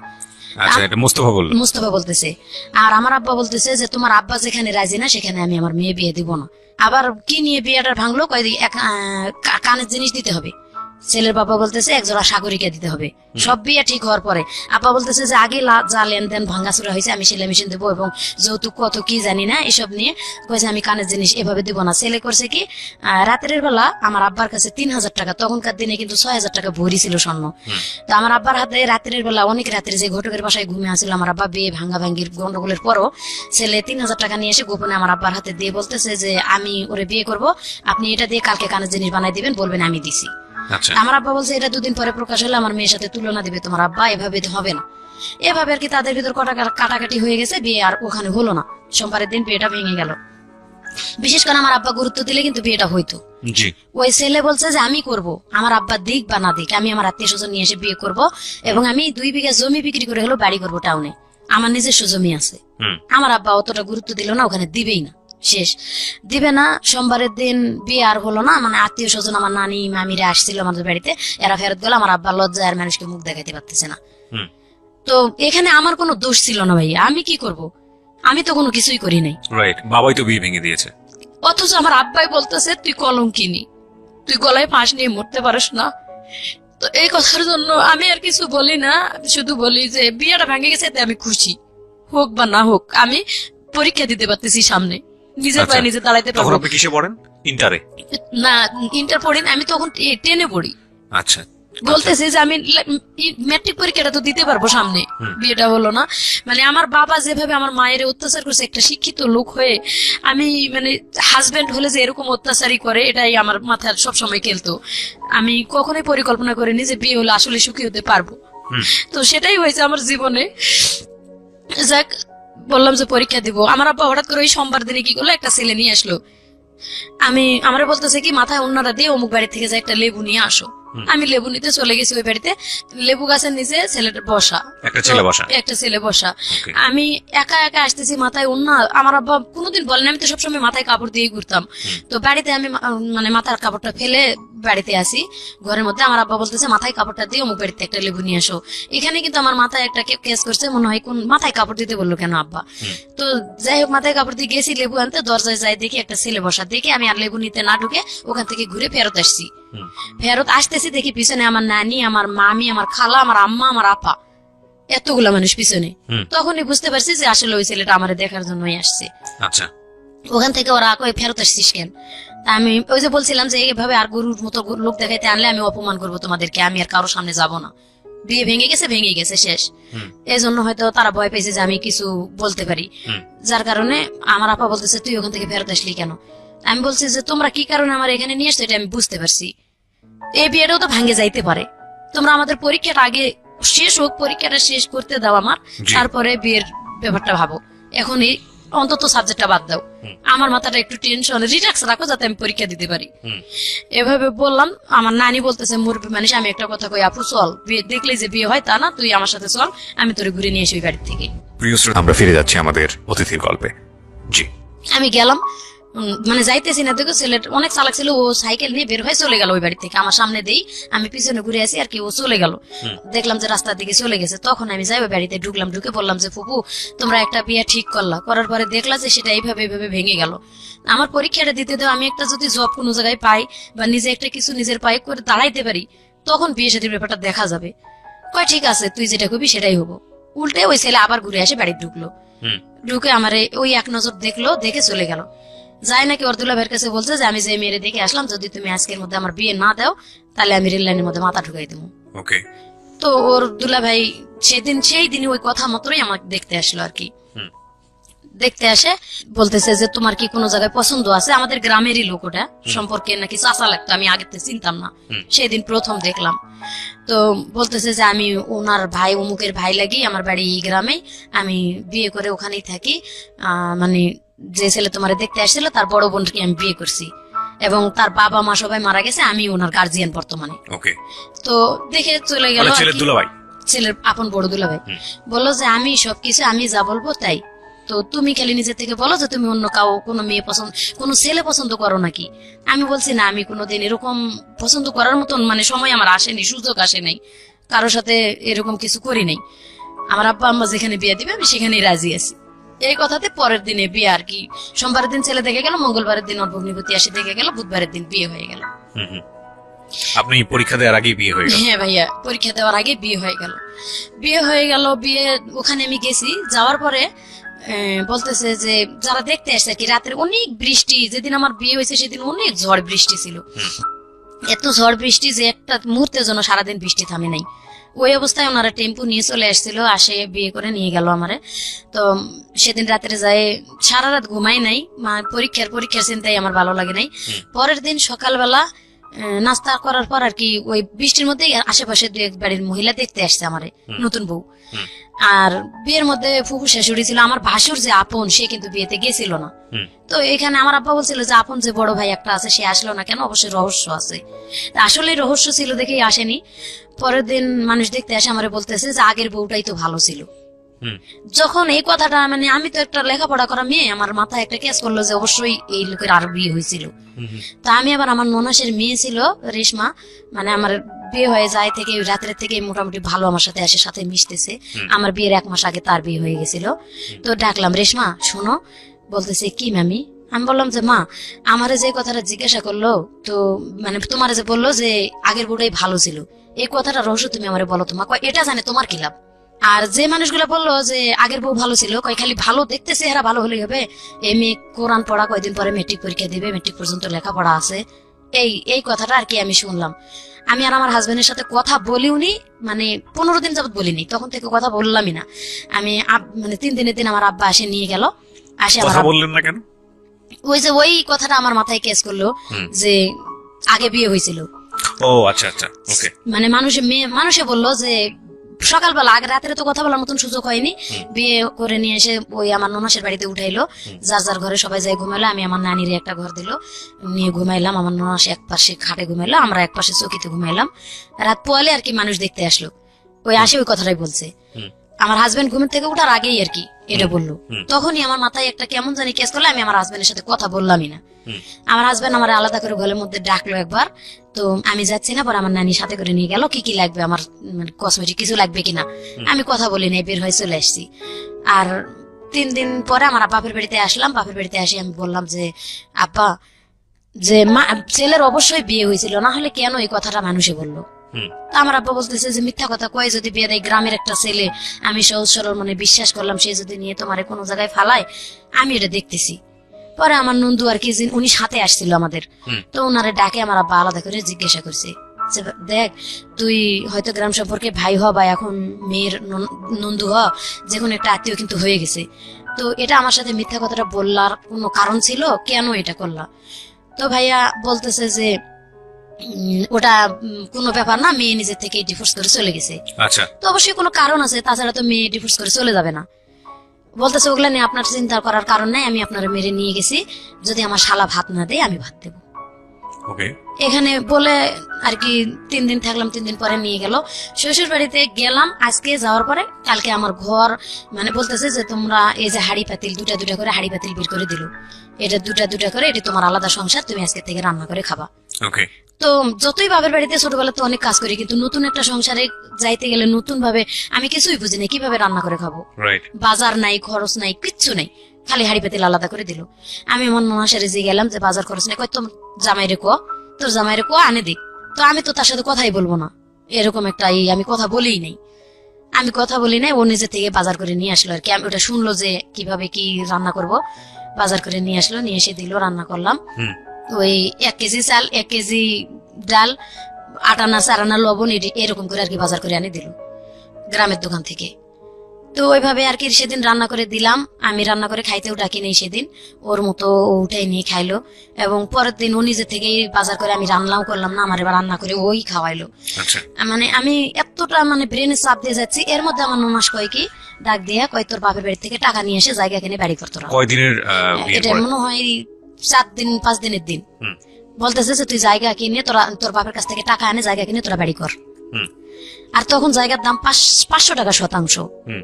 97 সালে শেষের দিকে আমার বিয়ে হয়েছিল, তো 500 টাকা শতাংশ। কিন্তু ওই জ্ঞানটাও তো আমার ছিল না যে কি বলতেছে ওরা, যে বাড়িঘর দেখে বিয়ে দিছে এটাই আমার শ্বশুরের আসল বাড়িঘর। হুম। কিন্তু ওটা ওরা লিখে নিছে আগে, এবং এটা ওরা ফ্যামিলি সবাই জানে। এই জন্যই আমার ভাসুর আমার বিয়েতে আসেনি, বলছিল যে তুই জায়গা কিনে বাড়ি করবি তারপর বিয়ে করবি। আচ্ছা আমি যখন কান্দাকাটি করছি তখন আমার ভাসুর এই কথাটা শুনে আর কি বলছিল, আমার জাল আমারে ডাকে নিয়ে গেল, আমি অনেক কাঁদতেছি, আমার জাল ডাকে নিয়ে গেছে যে তুই কাঁদতেছিস কেন। তো আমার হাজবেন্ড আমারে বারবার জিজ্ঞাসা করতেছে তুমি কান্দো কেন, আমি তার সাথে একদম কথাই বলি না। তখন ভাই বউর কাছে যাই বলছে আরেক বাড়িতে, ভাই বউ আসে আমার ডাকে নিয়ে গেছে যে মুর্শিদা তোর কি হয়েছে, আয় আমার কাছে, কি হয়েছে বল। আমি বলছি যে আপা আমার এইভাবে বলছে যে জায়গা নাকি কিনে বাড়ি করতে হবে। তখন আমারে ভাঙে বললো ঘটনাটা, আসলে ওর বিয়ে করছিল, বিয়ে করে ওর ভালো ছিল না, যার কারণে আমার শ্বশুর মরার আগেই ওর যে সম্পদটুকু এটা ছোট বোনের নামে লিখে দিছিল, এবং ছোট বোনকে বলছিল যে তুই তোর ভাইরে এই জায়গাটা ছাড়ে দিবি বাড়ি করার জন্য। সে না দিয়ে ওটা ছোট বোন বিক্রি করে আর কি তার হাজবেন্ড দিছে। এখন তোমাদের আসলে জায়গা বলতে কিচ্ছু নাই, তুমি জায়গা কিনেই বাড়ি করতে হবে। হুম। কিন্তু ওর টাকা পয়সা আছে, কোথায় আছে টাকা পয়সা, কয় ওর এই যে এই দুলাভাইয়ের কাছেই 15,000 টাকার মতো রাস্তার কাজ হয়েছে, ও কাজ করে টাকা রাখছে, ওই টাকা নিয়ে ওর সাথে আগেও গন্ডগোল হয়েছে, এই জন্য তোমার ভাসুর বিয়েতে যায় নাই। বলছিল যে তোর টাকা আছে জায়গা কিনে বাড়ি করে তুই বিয়ে কর। তো ওটা শুনে নাই যখন, এই জন্য তোর ভাসুর বিয়েতে গেল না। তা আমি আবার মানে বাধ্য হয়ে তখন আমি আমার বাপের বাড়িতে গেলাম। আবার সেদিন আমি আমার ননাসের কাছে বললাম যে আপনার ভাই বলেন আমাকে নিয়ে যায়, তুই আসুক, আমি আমার বাপে বলে টাকা নিয়ে আসবো। এই কথা আমার মেন রহস্য, আমি যে আমার আব্বার কাছে আবার ঘটনাগুলো খুলে বলবো। আস্তে আস্তে একটা করে সমস্যা বাড়তেছে। প্রথম হিসেবে বিয়ে করছে, দ্বিতীয়ত জায়গা জমি নেই, বাড়ি ঘড়ি নেই। তো আমার আব্বাকে যাই যখনই বললাম যে আব্বা 15 দিনের জায়গা এটা, গেলাম বাপের বাড়িতে, তো আব্বা বলতেছে যে জায়গা জমি যখন নাই, আমার এখানে অনেক জায়গা আছে, তোমরা এখানে বাড়ি করে থাকবা, যদি ছেলে ভালো হয়। আর যদি দেখি ছেলের কোনো দোষ আছে, তা আমি সময় থাকতে তোমার ডিভোর্স করে অন্য জায়গায় বিয়ে দিয়ে দেবো। এটা 15 দিনের মাথায় আব্বা বললো। তা আম্মা বলতেছে যে মেয়ে মানুষের বিয়ে মা একবারই হয়, এটা বলে কোনো লাভ নাই, তুমি একটু কষ্ট করে পারলে করে খাও, দেখো। তো তখন আমি আবার আমার হাজবেন্ডের সাথে আমার বাপের বাড়িতে এসে কথাও বললাম, বা আমাদের মধ্যে মিলামিশাও হলো। পরে আমি বুঝাইলাম যে জায়গার যখন দাম কম আছে, বাপের বাড়িতে থাকার থেকে আসলে নিজের ওইখানে জায়গা কিনে বাড়ি করা ভালো। তা আমার আব্বা কি দিতে চাইছে, তোমার ভগ্নিপতিরে ডাকো, এখানে কি টাকা দিতে চাই বা কি দেয় আমার আব্বার কাছে। আমি কিন্তু আমার আব্বার সাথে ওই আগে থেকে একটু কথা, যখন আমার খুব মারধর করতো তখন থেকে কথা কম বলতাম, আব্বার সাথে কথা বলি না বললে চলে। ওই বিয়ের পরে যাই খালি একটা কথাই বললাম যে আব্বা কোন বাড়িতে আমার বিয়ে দিলা, এই কথা মানুষে বলে। আর তারপরেও কথা বলি নাই। এই যে আমার আম্মার সাথে বললাম, আম্মা বলতেছে তোমার টেনশন করা লাগবে না, আমি দেখি এটা। পরে আব্বা আমার আম্মার কাছে বলে দিছে যে আমার জায়গা জমি আছে, ওরা এখানে বাড়ি নিজেরা পরিশ্রম করে ওদের টাকা দিয়ে বাড়ি করুক, আমি জায়গা ছেড়ে দিব। এই যে আমার জামাইয়ের শুরু হলো এখান থেকে, মানে বাদাম মাপনা। বিয়ের পরের থেকেই কোনো কাজ কাম করে না। তো আমার আম্মা আজকে আমার দুলাভাইয়ের সাথে পাঠাই 40 টাকা হাজিরা, দিন হাজিরা কাজ করতো। তখন 40 টাকার কাজ করলেও কিন্তু 20 টাকা খরচ করে 20 টাকা থাকতো। কিন্তু একদিন কাজ করলে আর 7 দিন কাজ করে না। আর গাঁজাখোর ছেলেদের সাথে ঘোরাফেরা, প্রায় শোনা যায় যে সে গাঁজা খায়। কিন্তু আমি এটা মানে খেয়াল করতে পারিনি, আমি তো তখন ছোট মানুষ, একেবারে বেশি বড় না, এতটা বুঝার মতো জ্ঞান নাই। তো আমি বলি, মানুষ আসে আমার বলে আপু বুবু, গ্রামের ভাষা বলে তো বুবু, বুবু দুলা ভাইয়ের অমুক জায়গায় দেখে আসছে গাঁজা টানতে। তো আসলে আমি সুন্দর মতন বললেই, মানে মায়ের বাড়িতেই আমার রাত্রে যদি বিছানায় শুয়ে আমি বলতে যাই কথাটা, আমার পাও দিয়ে গুড়ি দেয় অথবা লাত্তি খাটের উপর থেকে ফালাই দেয়, মারে।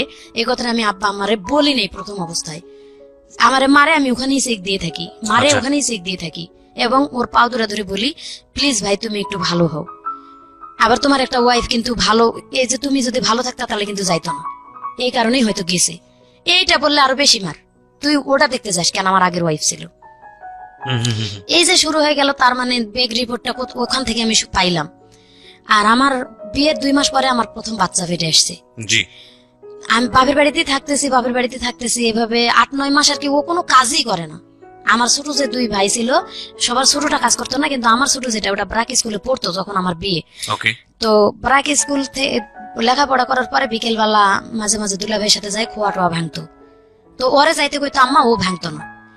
আম্মা আলাদা করে দিল যে তোমরা তোমাদের মতন বাজার খরচ যা করে খাইতে পারো তোমরা খাও।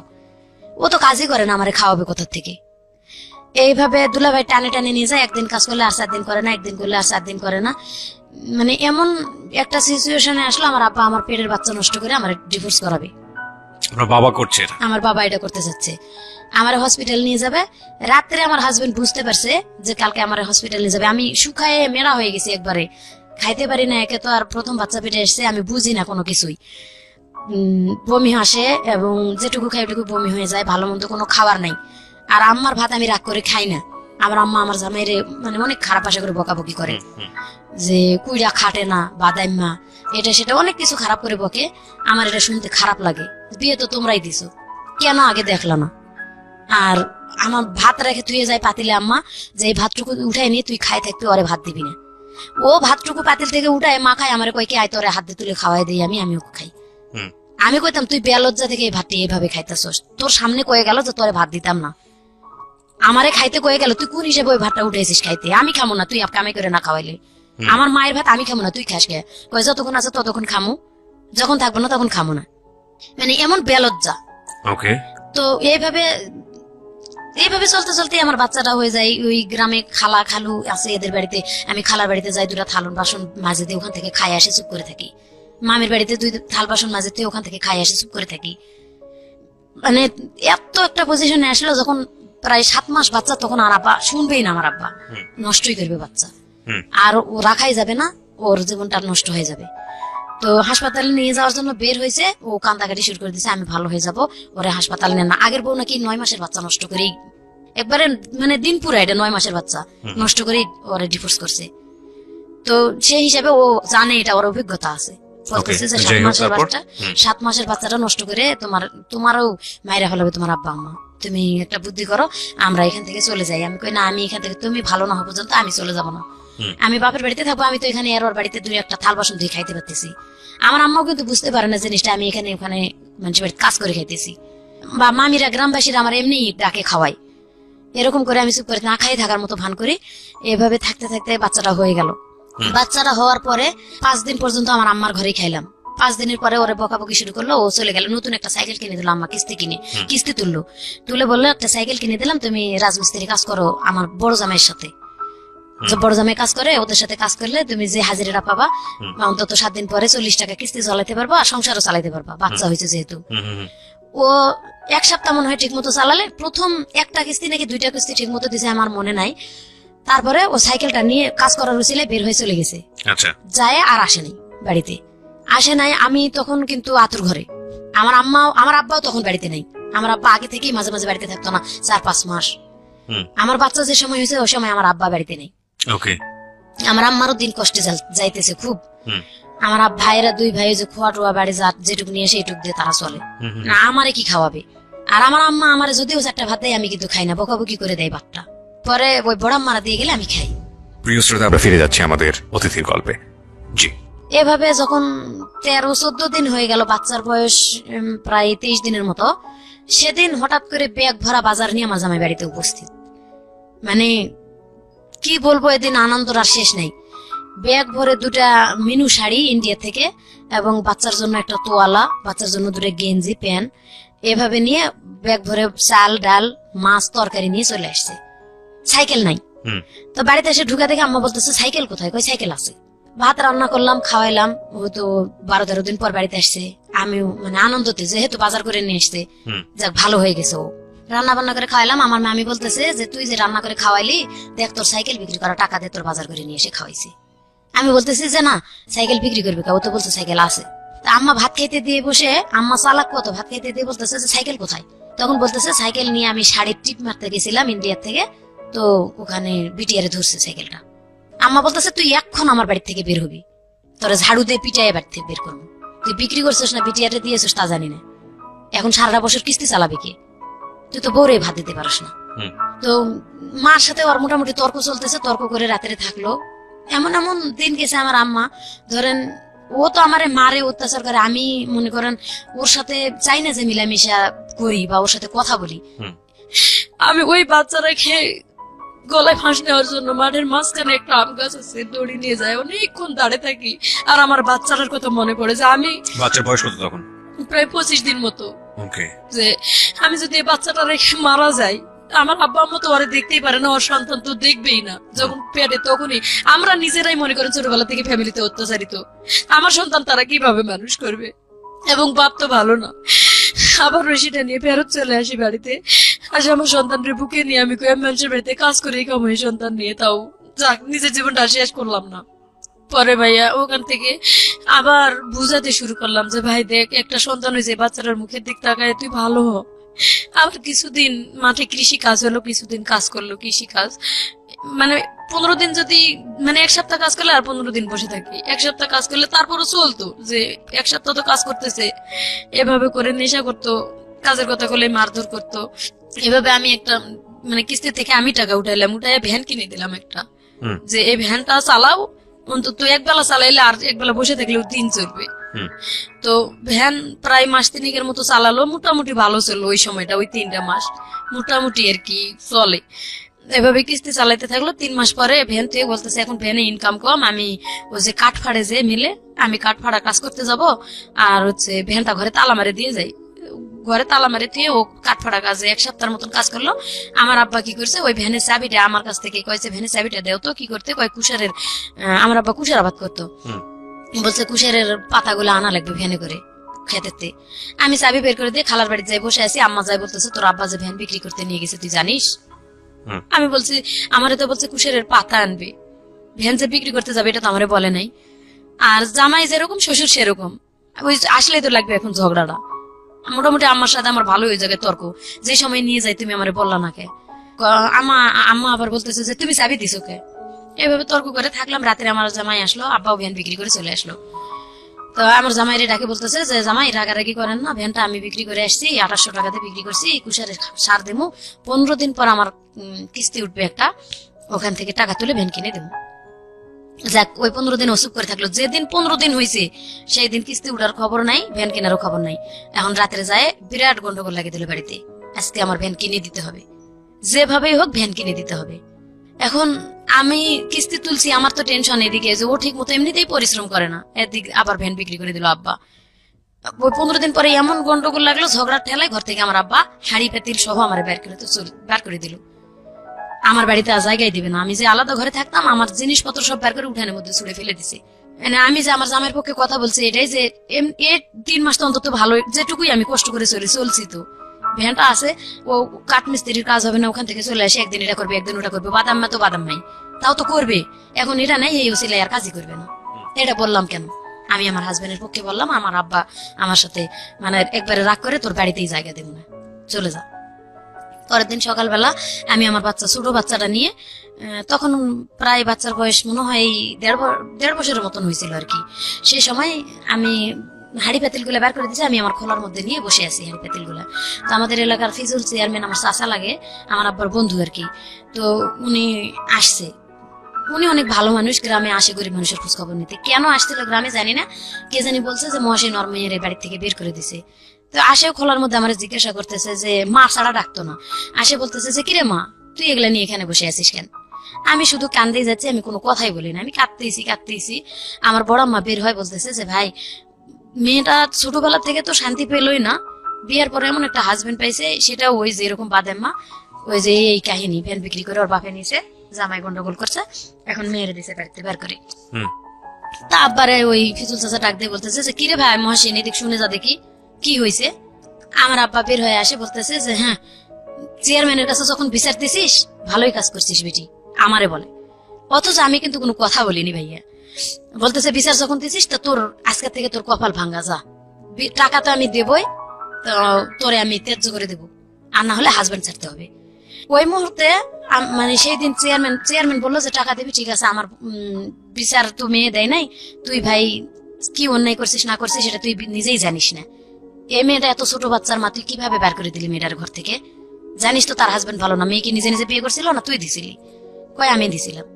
এইভাবে যখন মানে চেয়ারম্যান চাচা বলে যাওয়ার সাথে সাথে বললো যে আমি টাকা দিলে ভোট অফিসের মাধ্যমে দেবো। এবং চেয়ারম্যানও বললেন ঠিক আছে, ওই আমার মাধ্যমে দিলে আমার মাধ্যমে দিস কালকে, মানে চেয়ারম্যানের হাতে দিবে বলছে বোর্ড অফিসের মাধ্যমে দিস। এটা এক রাতের মধ্যে আমার আব্বার মাথায় কি শয়তানি চাপছে, উনি একটা ডিভোর্স পেপার লিখছে, একটা মানে বাবাকে ত্যায্য করার জন্য লিখছে, হয় যদি আমি হাজবেন্ড চাই তাহলে বাবাকে ত্যায্য করে দিতে হবে, ওখানে একটা সিগনেচার করতে হবে স্ট্যাম্পে, আর যদি মানে হাজবেন্ড চাই তাহলে, হাজবেন্ড না চাই তাহলে হাজবেন্ডকে ডিভোর্স করতে হবে। এটা চেয়ারম্যানের কাছে নিয়ে যায়, শো করছে। চেয়ারম্যান বলছে যে এক রাতের মধ্যে তো ভালো খেলা খেলছো তুমি, ঠিক আছে মেয়ে, আমি মেয়ের পাশে আছি, মেয়ে তুমি করো, তোমার বাবার ইতে সিগনেচার দিয়ে যাও, যে বাবা যদি বাবা পারে তোমার ত্যাগ করতে, তুমি পারবা না কেন? তো অনেকটা মানে ছোটবেলার অনেক ইতিহাস গুলা সেই সময় মনে পড়ছিল, চিন্তা ভাবনা করে স্বাক্ষর দিয়ে গেছি। আর আমি ওইখানে যে এমন চিৎকার বাড়ি কানছি, আমার আপন যেটা ওখানে ছিল বড়াব্বা, আমরা বড়াব্বা ডাকি, বড়াব্বা আমার মেয়েরে কোলে নিয়ে বড়াব্বাও কান্দা শুরু করে দিল, আমিও কান্দতেছি একদিকে, বড়াব্বা একদিকে কান্দতেছে। আর চেয়ারম্যান বলতেছে যে হাই হাই রে মহসিন, মানে এত বড় একটা কাজ তুমি করতে পারলা, সামান্য কয়টা টাকা, তাও মেয়ের কাছে ধার করা টাকা তুমি নিছো, ওটা মানে তোমার টাকা তো দিলাই না, তুমি তোমার টাকা যৌতুক তো দেয় নাই কোনো কিচ্ছু, মানে বিয়ের রাতে যা চুক্তি হয়েছিল ওখানে মাপ, আমি তো চলেই আসলাম, এই জন্য আর কিছু দেয় নাই। তো যাক আলহামদুলিল্লাহ, আমি বললাম যে এখান থেকে আমি সরলাম, পরে গ্রামে এক বাড়িতে আরেক বাড়ি থেকে আরেক বাড়ি থেকে আরেক বাড়ি থেকে এরকম মানে মানুষের বাড়ি বাড়ি থাকা শুরু করে দিলাম। আচ্ছা, বাপের বাড়ি থেকে বের হয়ে। আচ্ছা, তো হাজবেন্ড তখন কি করছিল? হাজবেন্ড তখন ওই একদিন কাজ করে, ওই একই অবস্থায় রাজমিস্ত্রির কাজ, মানে হাজবেন্ড কি সবাই মানুষের বাড়িতে থাকছিলেন নাকি? হ্যাঁ, ওকে নিয়ে আর কি শুরু করলাম ওর সাথে। তখন সবাই বুঝাইলো ওই বুড়ো অফিসের মাধ্যমে যে তুমি যদি এই স্ত্রী নিয়ে করে খাইতে না পারো, তো আর জীবনে কোনো মেয়ে নিয়ে করে খাইতে পারবা না। আচ্ছা, আর তুমি একটা পুরুষ পুরুষ হইতে শিখো। তো বললো যে আজকের পর থেকে আমি চেষ্টা করবো ওরে কিছু করে খাওয়ানোর জন্য, যেহেতু বলতেছে যে তোমার জন্য সে বাপকে ত্যাগ করে দিল, তুমি যদি এই মেয়েটাকে রাস্তায় ফেলে দাও তাহলে বুঝবো তুমি ও মানুষ একটা। আচ্ছা, এভাবে বলার পরে ও বললো ঠিক আছে আমি যেখানে থাকবো ওরে নিয়েই থাকবো। তো আমাদের গ্রামে একজন লোক থাকতে দিল, একটা চৌকি কিনলাম ভাইয়া, চৌকি কিনে সেই চৌকির মাপে আর কি পলিথিন দুই পাশে দিয়ে বাঁশ দিয়ে বাঁধে মোড়াই রাখতাম, দিনের বেলা, রাতের বেলা পলিথিন ফলাই ঘুমাইতাম। খাবার দাবার তাদের ঘরে রাখতাম, তারা তালা দিয়ে যতক্ষণ যাইতো এদিক সেদিক কাজ করতে গ্রামের মানুষ, আবার যখন আসতো ততক্ষণে ঘর খুলে খাইতাম, কিন্তু ওই থাকাটা বাহিরে আর কি বারান্দায়। আচ্ছা, এভাবে থাকতে শুরু করলাম, কিন্তু 2-4 দিন কাজ করে আর করে না, 2-4 দিন কাজ করে ওই একই অবস্থায় চলতে লাগলো। এভাবে মানে আমার আব্বা মানুষের কাছে শুনে কয় এই মেয়ের কপালে অনেক দুর্গতি আছে। মানে হাজবেন্ডকে আমি বললাম যে ভাই তুমি এখনো দেখো এই কথাগুলা তোমার শরীরে কি হিট করে না, এগুলা হিট করেও তো তুমি কিছু করতে পারো। এইভাবে বলার পরে যাই হোক ওখান থেকে মানুষের বাড়ি থেকে থাকতে থাকতে এখানে প্রায় 3 মাস থাকলাম আর কি, একই অবস্থায়। সে কাজ করে না দেখে বাবা এই ধরনের ভাষা ইউজ করে, বললাম যে এখান থেকে আমি সরে চলে যাব, হয় তুমি যদি তোমার এলাকায় নিয়ে আমারে করে খাইতে পারো। আর ওই ভগ্নিপতিরে আর কি ফোন দিলাম, ফোন তো না খবর দিলাম, তখন ফোন ছিল না, মানুষের দিয়ে খবর দিছি যে জুলা ভাইয়ের একটু আসতে বললেন, যদি মানে আমারে নিয়ে এভাবে সে যদি চেক দিতে পারে, বলছি যে আমার সালানা বাদ দিলে আমি দেবো, তো উনি যদি আমার জায়গা দেয় আমি ওনার ওখানে যাই থাকবো। ওনার ওখানে বাড়িতে যাই থাকা শুরু করে দিলাম, ওনার উঠানে ঘর করে দিল একটা টিনের, এবং তুই যদি প্রাইভেট পড়ে কিছু চালাইতে পারোস তাহলে এখানে কিন্তু টাকাটা জমা হইতেছে, এটাতে জায়গা কিনে বাড়ি করতে পারবি। তো যাক দিল ভাই আলহামদুলিল্লাহ আমি এভাবেই করবো। ওনার উঠানে থেকে আমি গ্রামের বাচ্চাদেরকে প্রাইভেট পড়া শুরু করে দিলাম।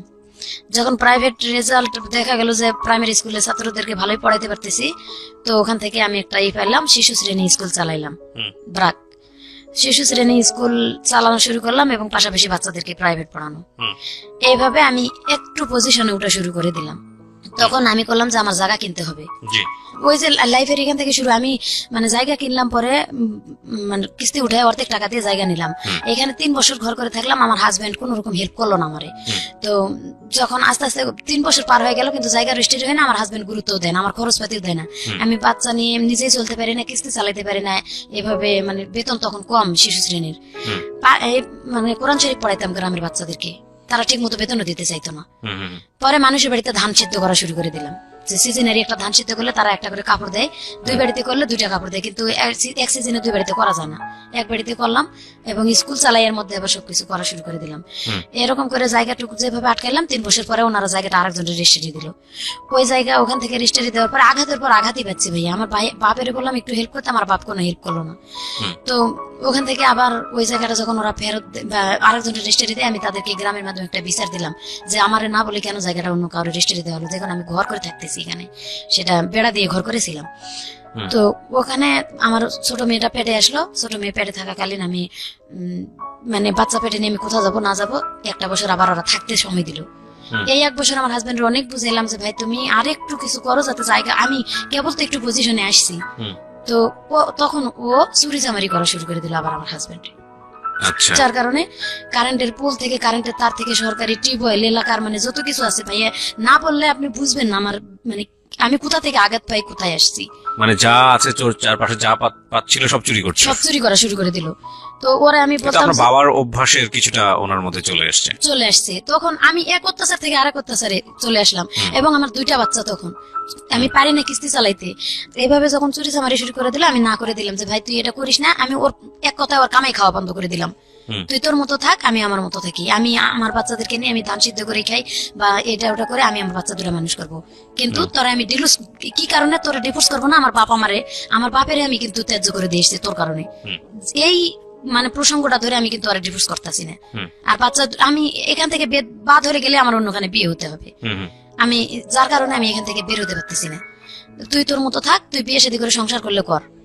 এইভাবে আমি বাচ্চা দুটো নিয়ে গ্রামে থাকা শুরু করে দিলাম। তারপরে আরো 1 বছর পরে আমি ওই জায়গাটা বাদ দিয়ে আমি আর 7 শতাংশ জায়গা কিনলাম। তখন আমার বাবারে ডাকলাম যে আমার জায়গাটা রেজিস্ট্রি করে দিতে। আচ্ছা এই সম্পর্কে আমি জানি না।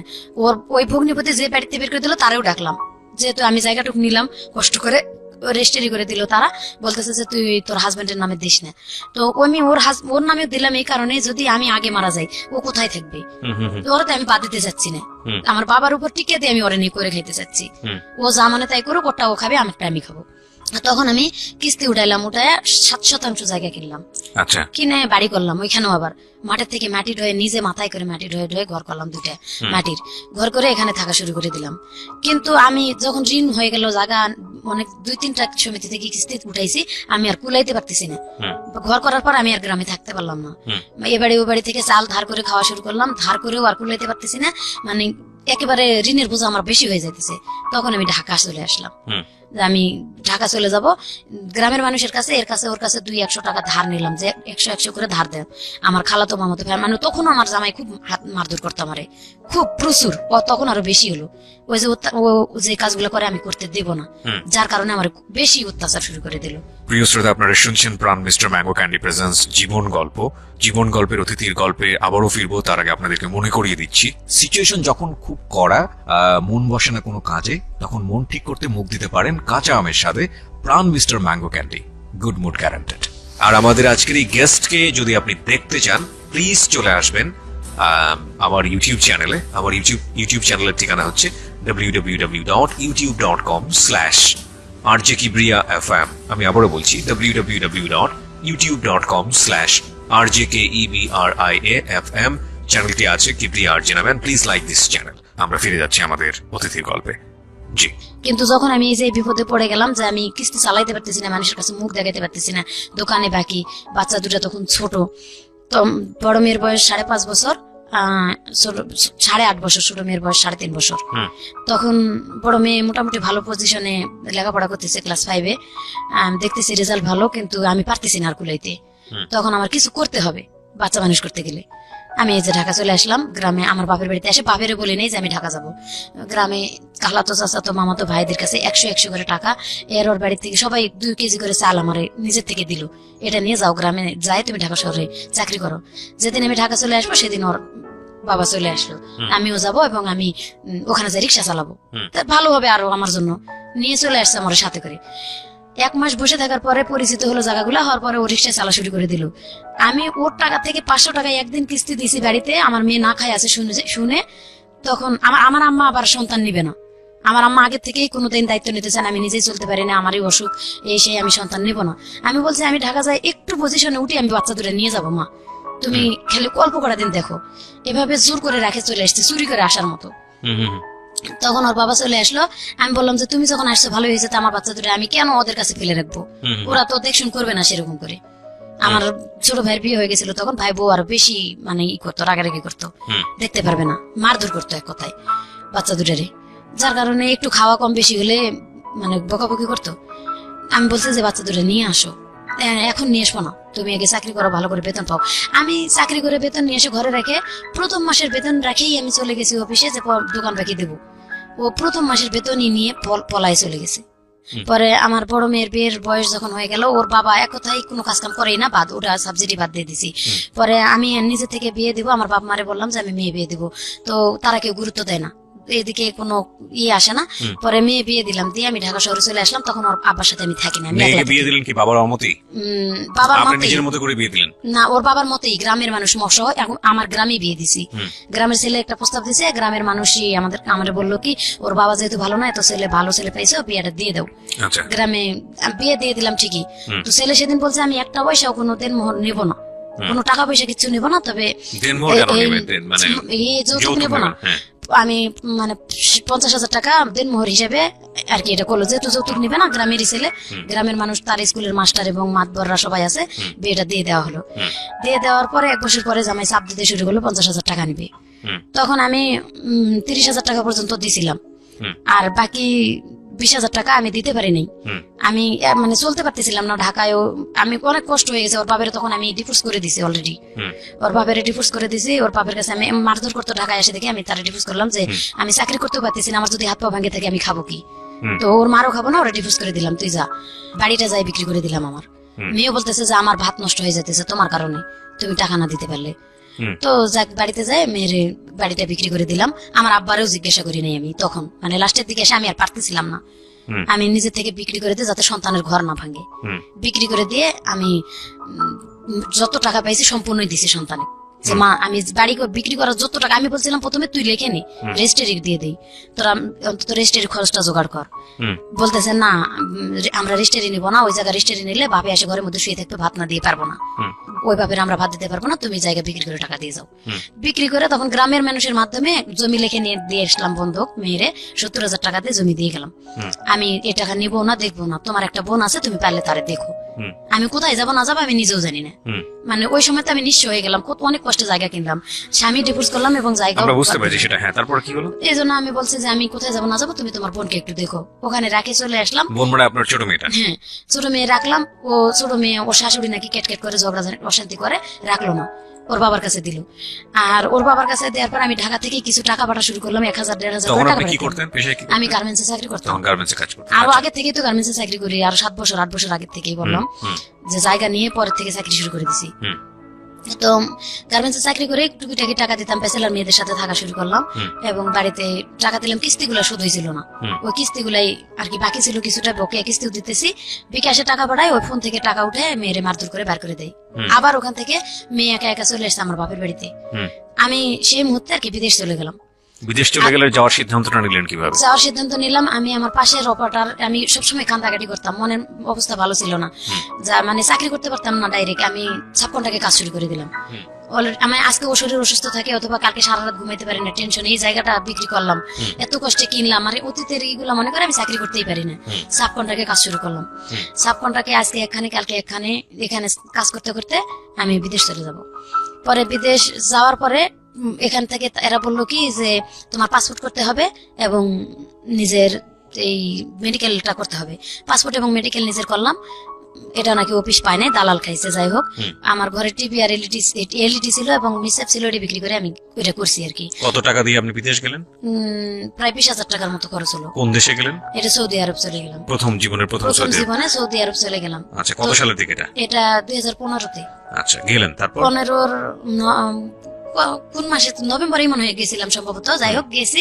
এরা বলছিল যে তোমার ওখানে গেলে 20,000 টাকা বেতন হবে এবং খাওয়া পড়া সব তারা দেবে, তুমি শুধু কাজ করবা, মাস শেষে বেতন নিবা। আচ্ছা, প্রথম গেলাম, যাই ওখানে সৌদিতে এক বাসা বাড়িতে আর কি কাজে দিল।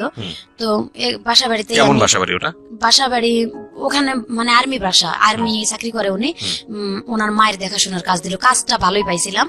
ওনার মার দেখাশোনা করতাম এবং বলছিল যে তুমি শুধু মায়ের দেখাশোনাই করবা। পরে আমার আস্তে আস্তে 1 মাস পরে আর কি ওনাদের বাড়ির কাজ পর্যন্ত করা শুরু করে দিল, চাপ সৃষ্টি করে দিল। পুরা বাড়ির 24 ঘন্টা, মানে কাজের কোনো রেস্ট ছিল না।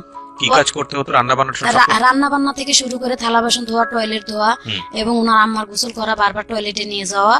ডায়াবেটিস ছিল, 107 বছর বয়স ছিল, 13 বছর ধরে উনি চোখে দেখতো না, ওনার সেবা যত্ন করা। তো আমি কাজে কখনো ক্লান্ত হই নাই যে আমার বেতনটা ঠিক মতো দেবে। আচ্ছা, তো কত টাকা দিল বেতন আপনাকে? বেতন 16,000 টাকা, ওই দেশের 800 টাকা, বাংলাদেশে 16,000। এবং আমার টাকা থেকেই আমার খাওয়া মানে এই খাওয়াটা শুধু ওরা দিত, আমার কাপড় চোপড়, তেল, শ্যাম্পু যা কিছু লাগে সব আমার টাকা দিয়ে। ওই 16,000 টাকার মধ্যে? 16,000 টাকার মধ্যে। তো বাংলাদেশই ভালো ছিল। বাংলাদেশে অনেক, ওখানে মানে জিনিসের দাম অনেক, যে শ্যাম্পু তেল সাবান যেটা কিনি কুলায় না, তো অনেকের জিনিসের দাম বেশি। তখন আমি গেছি যখন 2 বছর শেষ করে আসি, মানে দেখতেছি ভালো, এর থেকে ভালো পজিশনে অনেকে 1500 টাকা বেতন পায় এবং মালিকে খাওয়া পড়া দেয়। এক এক বাসায় কিন্তু এক এক রকম সিস্টেম। তো আমার যেখানে দিছে সেখানে আমার নিজের টাকাতে করতে হয়। আমি বলতেছি যাক, আমার লাইফটা তো চলতেছে, বাড়িঘর যেহেতু বাংলাদেশে নাই, এখানে অভিজ্ঞতা হইতেছে, অভিজ্ঞতাটা হোক, অন্তত আমি এরপরে অন্য জায়গায় চলে আসবো। 2টা বছর ধৈর্য ধরে করলাম, টাকা পয়সা বেশি পাইলাম না, যেটুকুই পাইছি ওই এই ছোট মেয়ের জন্য খরচ পাঠাইছি, এবং আমার মোবাইল খরচ, আর যতটুকু সম্ভব ছোট মেয়ের বড় মেয়ের জামাইরে দিছি, যে জমি জমা আবাদ করে একটু টাকাটা বাড়ার চেষ্টা করো।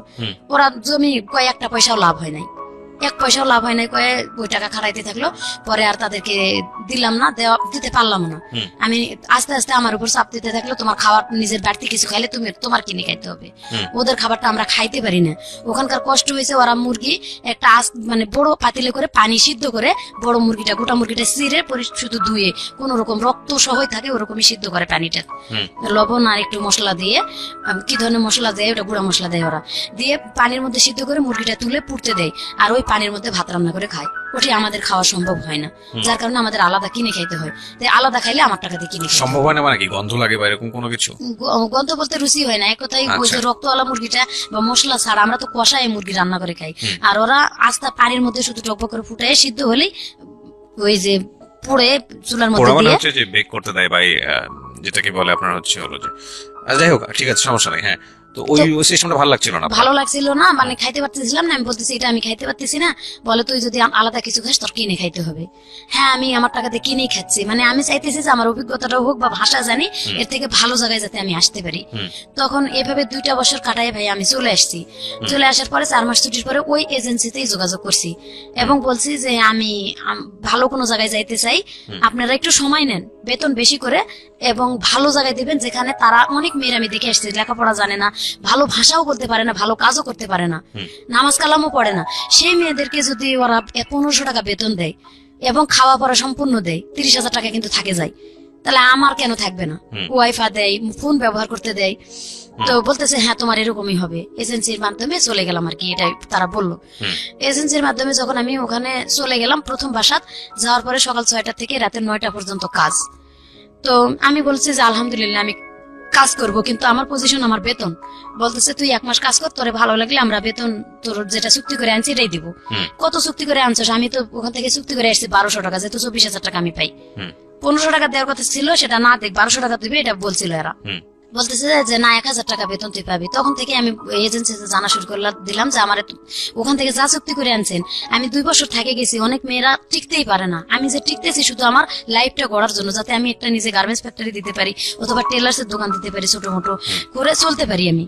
আমার একটা মেয়ে আছে, আর একটা বিবাহ দেওয়ার জন্য এই মেয়েটার আমার খরচ দিয়ে চালাইতে হয়। এদিকে তো বাংলাদেশে কিছুই নেই আসলে, কোথায় কিছুই নাই। আমার মেয়েটার কাছে রাখবো, আমার আম্মা রাখে না, আমার আম্মার কাছে যে রাখি আমার আম্মা রাখে না, মেয়েটারে বার করে দেয় বাড়িতে, জোর করে যেরকম রাখে সেরকম রাখি। তো তারা প্রথম মাসে বেতন আমার ওটাই দিল, দিয়ে বললো তোর টাকা থেকে তোর শীত আসছে, মানে গত বছর নভেম্বরে চলে গেছি আমি, বলছে যে তোর টাকা থেকে তোর সম্পূর্ণ করতে হবে। আমি তখন এজেন্সিতে ফোন দিলাম যে আমি এই বাসায় কাজ করবো না। কেন? আমি কই আমার খাবার আমার টাকা দিয়ে খাইতে কয়, কাপড় চোপড় আমার টাকা দিয়ে করতে কয়, আমি এটা করবো না। তখন এজেন্সি বললো যে ঠিক আছে, তুমি যেহেতু ভাষা জানো, কাজ কাম ভালো পারো, তোমার বাসা পাল্টে দেওয়া হচ্ছে। পরবর্তীতে বাসা পাল্টে দিল আমার ডাকে এবং বললো যে বাসায় যাচ্ছ তুমি কিন্তু আর নালিশ করতে পারবা না। আমি কই যদি তারা আমার না দেয় আমি নালিশ করবো না, কি করবো? পরে অন্য বাসায় দিল আমারে, অন্য বাসায় 3 মাস ভাইয়া কোনো বেতন দেয় না। 3 মাস বেতন দেয় না? অনেক মারধর করে আমারে। খাবারটা কিনে দেয় ঠিকই, মাছ কিনে এনে দেয় এবং গরুর মাংস কিনে এনে দেয়, রান্না কর খা, কিন্তু বেতন কোনো খবরই নাই। বেতনের কথা বললে কয় কি জানি কে দিবে আমি জানি না। যে কয়বারই বলি যে মামা, কাকে বলেন বেতনের কথা? এটা যে গার্জিয়ান পুড়ি আছে বাসার, তার হাজবেন্ড প্রস্রাব পায়খানা করতে, আমি প্রস্রাব পায়খানা পর্যন্ত পরিষ্কার করছি শুধু একটু ভালো থাকার জন্য ভাইয়া। বলছে যে মামা মিন দেবে বেতন, আনা মিন দেবে হাতে রাতে, এটা কইতে হইতেছে যে আমার বেতনটা কে দিবে।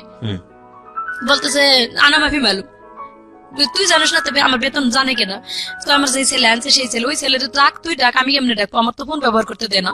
তখন ওর ছেলেরা ডাকছে, আসছে, আমি বলছি যে লেশ মা হাতে রাতে বানা। কই কেন 3 মাস হয়েছে তোর বেতন দেয়নি? আরবি দিয়ে বলতেছে, কই না বেতন দেয়নি। ওর ছোট বোনের ডাকে বলতেছে তুই কাজের মেয়ে আনে নিলি, বেতন দিলি না কেন? আমি ওর ভাইরে বললাম কেন, তার জন্য পরের দিন আমার গলায় ছুরি ধরছে। আমার কাছে ফোন নাই ভাই, আমি যে ফোন দেবো বাংলাদেশে, ওদের ফোন থেকে ওর ছোট বোনটা চুরি করে আমার ইমো চালাই দিয়েছিল। আমি ওই যে ময়মনসিং যে ফ্রেন্ড আমার আছে, ওরে বলছে যে ভাই আমার খুব কষ্ট হইতেছে, এবং যাওয়ার সময় ওই স্বাক্ষর দিছিল আমার যাওয়ার, বলছে আমার এরকম কষ্ট, তুমি একটু এজেন্সিতে যাও। এজেন্সিতে ও বারবার যাওয়া আসা করে, ওর কথা বলতেই দেয় না, সুযোগই দেয় না। আমি এই অনুষ্ঠানের মধ্য দিয়ে আমি জানি বিশেষ করে সৌদি আরব, মধ্যপ্রাচ্যের অনেক দেশে আছেন যারা এই অনুষ্ঠানটা শোনেন, নিয়মিত শোনেন, তাদেরকে আমি একটু অ্যাড্রেস করছি। আমি জানি ইউটিউবে আপনারা অনেকেই শোনেন, আমাকে অনেকেই নক দেন আমার ফেসবুক আইডিতে, যে আপনাদের জীবনের যদি বিদেশ ফেরত, আমি সবসময় বলেছি বিদেশ ফেরত কেউ যদি সরাসরি আমার সাথে দেখা করতে চান, এসে অফিসে দেখা করবেন, আপনাদের ফর্মালিটিস মেনটেন করতে হবে না, ফোন টোন দিতে হবে না, এবং আপনাদের বিদেশি জীবনের গল্পটা আমি আমার রেডিওতে প্রচার করতে চাই দুটো উদ্দেশ্যে। একটা হচ্ছে যে এই যে টাকাটা বাংলাদেশের আজকে মেরুদণ্ডের সবচেয়ে বড় শক্তিশালী জায়গা, যেটা বৈদেশিক রেমিটেন্স, এই টাকাটা কত কষ্ট করে বাংলাদেশে আসে, এটা একটা ফোকাস করতে চাই। আরেকটা হচ্ছে যে আমাদের ওইখানে গিয়ে আমাদের আমাদের আমাদের দেশি ভাই বোনেরা তারা কি জীবনযাপন করেন, কতটা কষ্টে জীবনযাপন করেন, বা আমাদের যে লেবার মার্কেট বা আমাদের যে লেবার ফোর্স, সেই জায়গাটায় আমাদের যে ন্যায্য দাবিটা সেটা কিভাবে আসলে এনশিওর করা যায়, সেটার জন্য আমাদের এই ছোট ছোট ঘটনাগুলো, এগুলোকে ফোকাস করা উচিত। কারণ আজকে যে এই যে ভদ্রমহিলা তার যে গল্প, আমি জানি যে সেটা বাংলাদেশের থেকে যাওয়া অনেক প্রান্তিক পর্যায়ের অনেক নারী আছেন যাদের জীবন গল্পের সঙ্গে মিলে যাবে, যারা হয়তো মধ্যপ্রাচ্যের বিভিন্ন দেশে বাসা বাড়িতে কাজ করেন। বলেন তারপর কি? তারপর ভাইয়া ওই বেতনের জন্য যখন আমার গলায় ছুরি ধরছে, আমি কাজ করব না বলে 7 দিন আমি বসা থাকছি যে কাজ করব না, কেন আমার গলায় ছুরি ধরলো। আমি তো অন্য কিছু বলিনি, আমার বেতনের কথা বলছি। বাসা বাড়ির বাইরে যেতে পারতেন না? বাসা বাড়ির বাইরে হ্যাঁ ময়লা ফেলানোর জন্য যাইতাম, এছাড়া কোথাও না যাওয়ার কোনো সুযোগ ছিল না? যাওয়ার কোনো জায়গায় যাওয়ানোর সুযোগ পেলে তো ওরা নিয়েও যায় না, এবং ফোনও ব্যবহার করতে দেয় না, বাড়ি থেকে বেরোতেও দেয় না। এই মাসের পর মাস একটা রুমের মধ্যে, একটা বাড়ির মধ্যে এভাবে থাকতে হয়? জি। এটা শুধু সৌদি আরবের চিত্র নয়, এটা বাংলাদেশের শহর অঞ্চলে অনেক যারা কর্মজীবী নারী আছেন, বিশেষ করে এই বাসা বাড়ি সামলান, তাদের অনেকের চিত্রই এটা। এবং খুব ভয়ঙ্কর রকম ভাবে আমরা খুব শকড হই যখন দেখি ছোট ছোট বাচ্চারা মার খেয়ে তাদেরকে উদ্ধার করা হচ্ছে বিল্ডিং থেকে, পাশের বিল্ডিং থেকে, পাশের ফ্ল্যাট থেকে হয়তো কেউ উদ্ধার করছেন, এবং তাদের শরীরের দিকে যখন আমরা তাকাই তখন আমরা খুব অবাক হই যে কি পরিমাণ বিকারগ্রস্ত মানুষ আমাদের এই সমাজে বসবাস করে। আল্লাহ মাফ করুক। জি বলেন তারপর? তারপরে আমি যখন 7 দিন বসে থাকলাম, কাজ করলাম না, তখন ওর ভাই আসে আমার আলাদা ঘরে একটা আটকায় রাখছে তারা তালা দিয়ে, এবং ওর মা বারবার বলতেছে যে তুই ফ্রিজ থেকে এটা ওটা খা। আমি শুধু পানি খাইয়েছিলাম 7 দিন, এবং ওর ভাই বউ আমারে মানে পাউরুটি, এই মানে 4টা পাউরুটি একটু দিছিল, ওইটুকু খাইয়ে 7টা দিন এভাবে কাটাইছে। ওইভাবে কাটার পরে আমি বলতেছি আমি এখানে কাজ করবো না, আমার এজেন্সিতে তোরা কল দিয়ে, কেন আমারে তোরা এভাবে আটকায় রাখছিস? প্রিয় শ্রোতা, জি পরে এজেন্সিতে কল দিয়ে ওর মতো ও কি বলে আসছে বাইরে থেকে, আমার এসে ফোনটা ধরাই দিল। উনি ইয়ার লোক ছিল, নোয়াখালী বাড়ি। উনি বলতেছে যে মুর্শিদা তোর কি সমস্যা, এক বাসায় দিলাম এরকম, একবার তুই করে গেলি ভালো, এবার এরকম কেন? উনি বাঙালি। হ্যাঁ, আমি বললাম একবার আমি করে গেছি ভালো, সহ্য করে গেছি এই কারণে যে আমি যাতে ভাষা শিখলে এর থেকে ভালো একটু পজিশনে আসতে পারবো। আর আমি বলেও আসছি যে আমি দেখছি অনেক মানুষ যারা ভালো মানুষ, আমার কপালে কি এরকম শুধু পড়ে, এই কথাটা বললাম। বলতেছে যে বোন এখানে আসলে হয়তো তোর এজেন্সি মারধর করবে, তুই এখানে না আসে ওরা আরেক বাসায় তোরে দিতে চাই, তুই দেখ আরেক বাসায় যদি ভালো হয় সেখানে করবি। বাট আপনি বললেন না যে আপনাকে 3 মাস যাবত স্যালারি দেয় না? বলছি হ্যাঁ, আমার স্যালারি দেয় না, কয় যে তোর স্যালারি দিয়ে তোরে দিয়ে আসবে। তা আমি বললাম আমার স্যালারি হাতে দিয়ে আমারে দিয়ে আয়। স্যালারি দিল না, এবং রাত্রে দিয়েও আসলো না, রাত্রে সারা রাত ওখানে রাখলো। রাখে পরের দিন সকালবেলা আমার ফোন কিন্তু যাওয়ার সাথে ওনারা নিয়ে নিছে। পরের দিন ওনার ছোট ভাই আসছে বেড়াইতে, ওনার ছোট ভাইয়ের গাড়িতে উঠে আমার পাঠাই দিল, আমার ফোনও দিল না। এবং আমার যে কাপড় চোপড় গুলো আমি নিয়ে গেছি, আমার ব্যাংকের চেক বই টই নতুন করে চেক নিয়ে গেছিলাম যে আমি আগের বার তো যা করছি এবার ব্যাংকের টাকা জমা বন্ধ, তো মেয়েটার জন্য কিছু করবো। সেই ব্যাংকের চেক তারা নিয়ে গেছে, সবকিছু মানে কোনো কিছু রাখে নাই, মোবাইলের সিম যত সব খুলে নিছে। 3টা সিম ছিল আমার কাছে, 3টা সিম ওই নিয়ে গেছে ওরা। নিয়ে যাওয়ার পরে আমি ওখান থেকে মানে পরের দিন ওর ভাই, ছোট ভাই নিয়ে আরেক মেজো ভাইয়ের বাসায় নিয়ে আমার থুয়ে দিল। তারপর আমি যাই কান্দাকাটি করলাম, আমার খাওয়া দেয় না, এতদিন ধরে আমি না খাইছি, খাইতে দিল, খায়াও বললো তার বাড়ি অপরিষ্কার, পুরা বাড়ি। সৌদি মহিলারা ভাই এত খারাপ, আমাদের বাংলাদেশি মহিলারা এতটা খারাপ না যে ও তো কষ্ট করে আসছে। পুরা বাড়িটা ধোয়া, একবারে ছাদ থেকে নিচতলা পর্যন্ত ধোয়াইলো, বাড়ির ঘর থাল বাসন রান্নাঘর বক্স যা ছিল সব পরিষ্কার করাইলো। করানোর পর কয় কি তুই তো সুন্দর কাজ করতে পারিস, মিয়া মিয়া কাজ তোর, তো তোর এরকম করলো কেন, বেতন দিল না? তোরা আমি আমার মায়ের বাসায় কাজে দিব, তুই যাবি? আমি কই মায়ের বাসা আর বোনের বাসা বুঝি না, আমি এসে কাজ করতে, আমার মাস শেষ হবো বেতন দিব, এই বাসায় দিলে আমি যাবো, যে কোনো বাসা। 30 তারিখ যেদিন আসবে আমার বেতন দিব, 31 তারিখ পড়বে আমি কাজ করবো না বেতন না দিলে। তখন বলতেছে যে তোর কোনো সমস্যা হবে না, আমার মায়ের বাসায় আমি দিব। 3 দিন ওখানে রাখলাম, ওর মা আসার খবরই নেই। তখন 3 দিনের দিন আমি নিজে পুলিশের কাছে ধরা দিলাম। মানে সকালবেলা আমার মনে করছে যে আমি যাবো না, বাইরে তালা রাখে খুলে রাখে, ওর হাজবেন্ড কাজে গেছে চাকরিতে, আর্মি চাকরি করে। আমি চলে গেছি পুলিশের কাছে, পুলিশের কাছ থেকে জামারা আনছে, কয় অফিসে দিয়ে আসতেছি এখনই, এই কথা কয়, অফিসের কথা কয়। আমরা পুলিশের কাছে নিয়ে এসে বাসায় এসে বলতেছে যে কি লাভ মুর্শিদা, দেখ আমরা নিয়ে এসছি আবার, এখন যদি তোরা সারা জীবন আটকে রাখি বেরোতে পারবি না। আচ্ছা, তখন আমি বললাম যে তোদের যদি মানবতা থাকে তো তোরা আমার আটকাবি না, আমি তোদের কি অন্যায় করছি? আমি তো তোদের বাসার কাজের মেয়ে না, তোরা আমার কালকা খাটাইছো, 3.5 দিন ফিরি রাখতেছস, আমি আসি। এতদিন আমার বাংলাদেশে যোগাযোগ করতে দিস না, আমার সন্তানটা কোথায় আছে আমি খোঁজ খবর নিতে পারতেছি না। এভাবে যখন বললাম তখন ওর বউ কইতেছে যে ওর সাথে রাগারাগি করিস না, আমি আমার মায়ের কাছে দিয়ে দিব। ওর মা আসলো, সামনাসামনি কথা হলো, আমার সাথে চুক্তি করালো ওর মার যে 7 দিন ওর মা দেখবো আমারে, আমি যদি ঠিক মতো কাজ করতে পারি তাহলে আমার তার বাসায় রেখে দিব, আর যদি আমার তাদের ভালো লাগে আমি থাকবো। এভাবে চলে গেলাম 7 দিনের জন্য। 7 দিনের কাছে 15 দিন রাখলো। 7 দিন কাজ করে বলতেছে যে তুই মিয়া মিয়া তোর কাজ ঠিক আছে, আর 7 দিন তুই দেখ যে আমাদের বাসায় কাজ করতে পারবি কিনা। ঠিক আছে, তাও দেখলাম।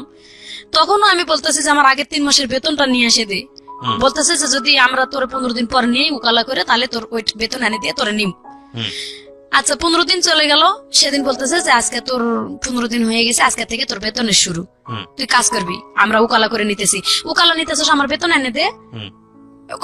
আমরা জানি না কি অবস্থা, দেখেন কোন পজিশনে আমি আছি, ফোন দেওয়ার তো যোগাযোগই নেই, নাম্বারও দেয় না, ফোনও দেয় না, বলে কি যে আমরা জানি না। আচ্ছা তোরা জানিস না, কে জানে আমার ওই বেতন কে আনে দিব? তখন আমি আর কিচ্ছু না বলে কান্দে কেটে কাজ করা শুরু করলাম। কাজ করতেছি, ওই 7 দিন পর ওই যে মেয়ের জামাই আর যার ছেলে আর কি শ্বশুর বাড়িতে দিল, ওই ছেলে আসছে এখানে শ্বশুর বাড়িতে, আমি আলাদা করে তার রুমে গেলাম। ওরা যাই যখন বললাম যে তোর মার বাসার বেতনটা তো আমি পাই নাই এখনো, আর ওদেরকে বললে ওরা গুরুত্ব দেয় না। তো ও মোটামুটি ভালো মানুষ ছিল, ওর সাথে সাথে ওর মার নাম্বার, মানে 3 মাস 4 মাস যাবত কি হচ্ছে, আপনার মেয়ে কোথায় আছে, কি অবস্থা কিছু জানেন না? কিছু জানি না আমি। কি ভয়ঙ্কর অবস্থা। পরে আমার আম্মা এদিকে বকাবকি করে শেষ করে দিতেছে, টাকা পয়সা পাঠায় না, আমি খারাপ মানুষ, আমার দেশে থেকে কুলাই নাই দেখে আমি বিদেশে গেছি। আহা, বলেন তারপর?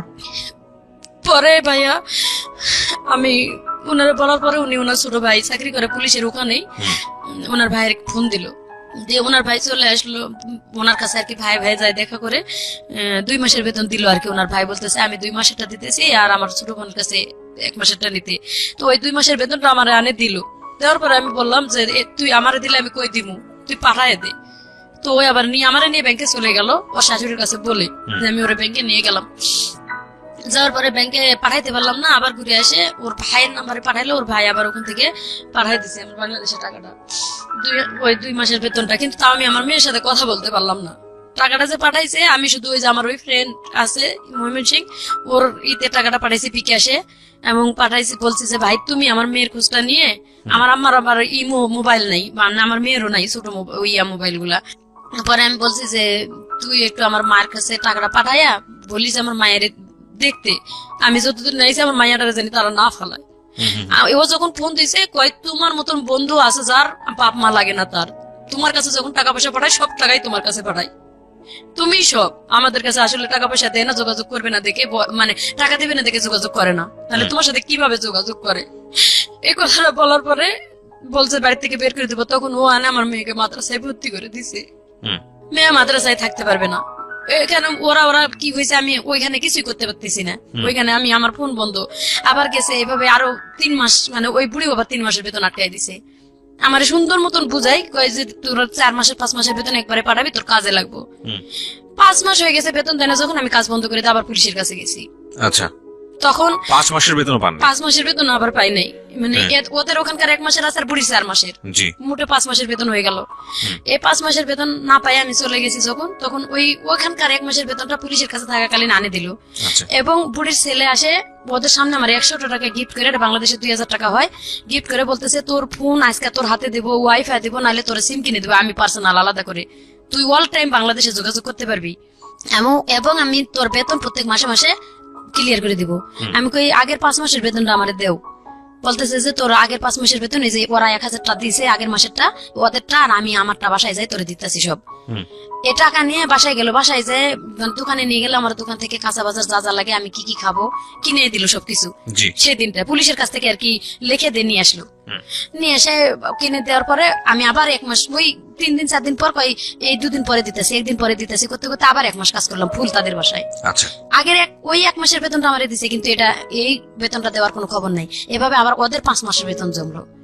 তো আগের 1 মাসের যে বেতন পাইছি আমি কুষ্টিয়ার এক ভাইয়া, আমি ময়লা ফেলতে আসে ওই কুষ্টিয়ার ভাইয়ারে দিয়ে আমি পাঠাই দিছি যে ভাইয়া আমি আমার ইমো নাম্বারটা দিলাম আর টাকাটা দিলাম, মানে বিশ্বাস করে যদি তুমি পারো একটু হেল্প করো, আমি খুব কষ্টে আছি। ওই ভাইয়া বললো কি যে তোমার যখন ফোন দেয় না তাহলে আমি তোমার একটা অমুক টাইমে মোবাইল কিনে এনে দিয়ে দেবো, একটা সিম গোপনে তুমি এটা রেখে দেবা। ভাইয়াটা আমার হেল্প করছে, আমি গোপনে একটা 1,000 টাকা দিয়ে আর কি আমি বলছি যে আমি বেতন এখান থেকে টাকা কাটে নিও ভাইয়া, নিয়ে আমার ফোন কিনে দিও। কই আমি পুরুষ মানুষ হয় যদি আপনি একটা বিপদে পড়া মেয়ের যদি টাকা নিয়ে ফোন কিনে দিই তাহলে আবার কেমন হলো।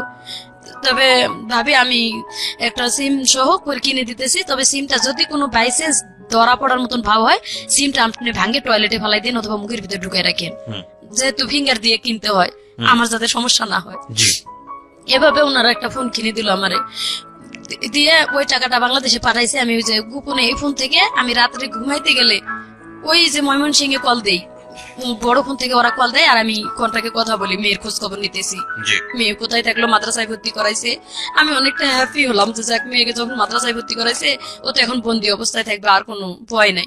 মেয়ে নাকি 1 মাস লেখাপড়া করে কান্দাকাটি করছে আর পড়বে না ওখানে, বাপের কাছে বলছে, বাপে কয় তোর মানে খারাপ ভাষা করছে এখানে, যাই হোক ওখান থেকে ও রাগ করে কয় তোর কি লাগে তুই আমার মেয়েরে নিয়ে গেছিস কে, ওখান থেকে বের করে মানে মেয়ে নিজে নিজে পালে আসছে, ওখান থেকে বের হয়ে গ্রাম সম্পর্কে এক ভাইয়ের বাসা শহরে ওখানে থাকলো। ওই যে 5 মাসের বেতন তারা 5 মাস মানে টাকা হাতে চিপে ধরে 5 মাসের ফিঙ্গার নিল রাত্রে আমার কাছে নিয়ে, মাত্র 3 মাসের বেতন দিল, আর 2 মাসের বেতন কয় ব্যাংকের থেকে আনতাছে কয়ে বেতন ওই 3 মাসেরটা দিয়ে 3 দিন পরে আবার আমার কাছে রিপ্লাই 500 টাকা নিছে ওরা, নিয়ে বলতেছে কি যে 500 টাকাতে আমাদের ঘরে কোনো বাজার নাই, তুই আর 2,500 টাকা পাইতাছিস তো আমাদের কাছে, এটা সহ দিব। আমিও সহজ মনে দিয়ে দিছি ওই 500, এরপরে আর কোনো বেতন তাদের বাসায় আমি পাই নাই।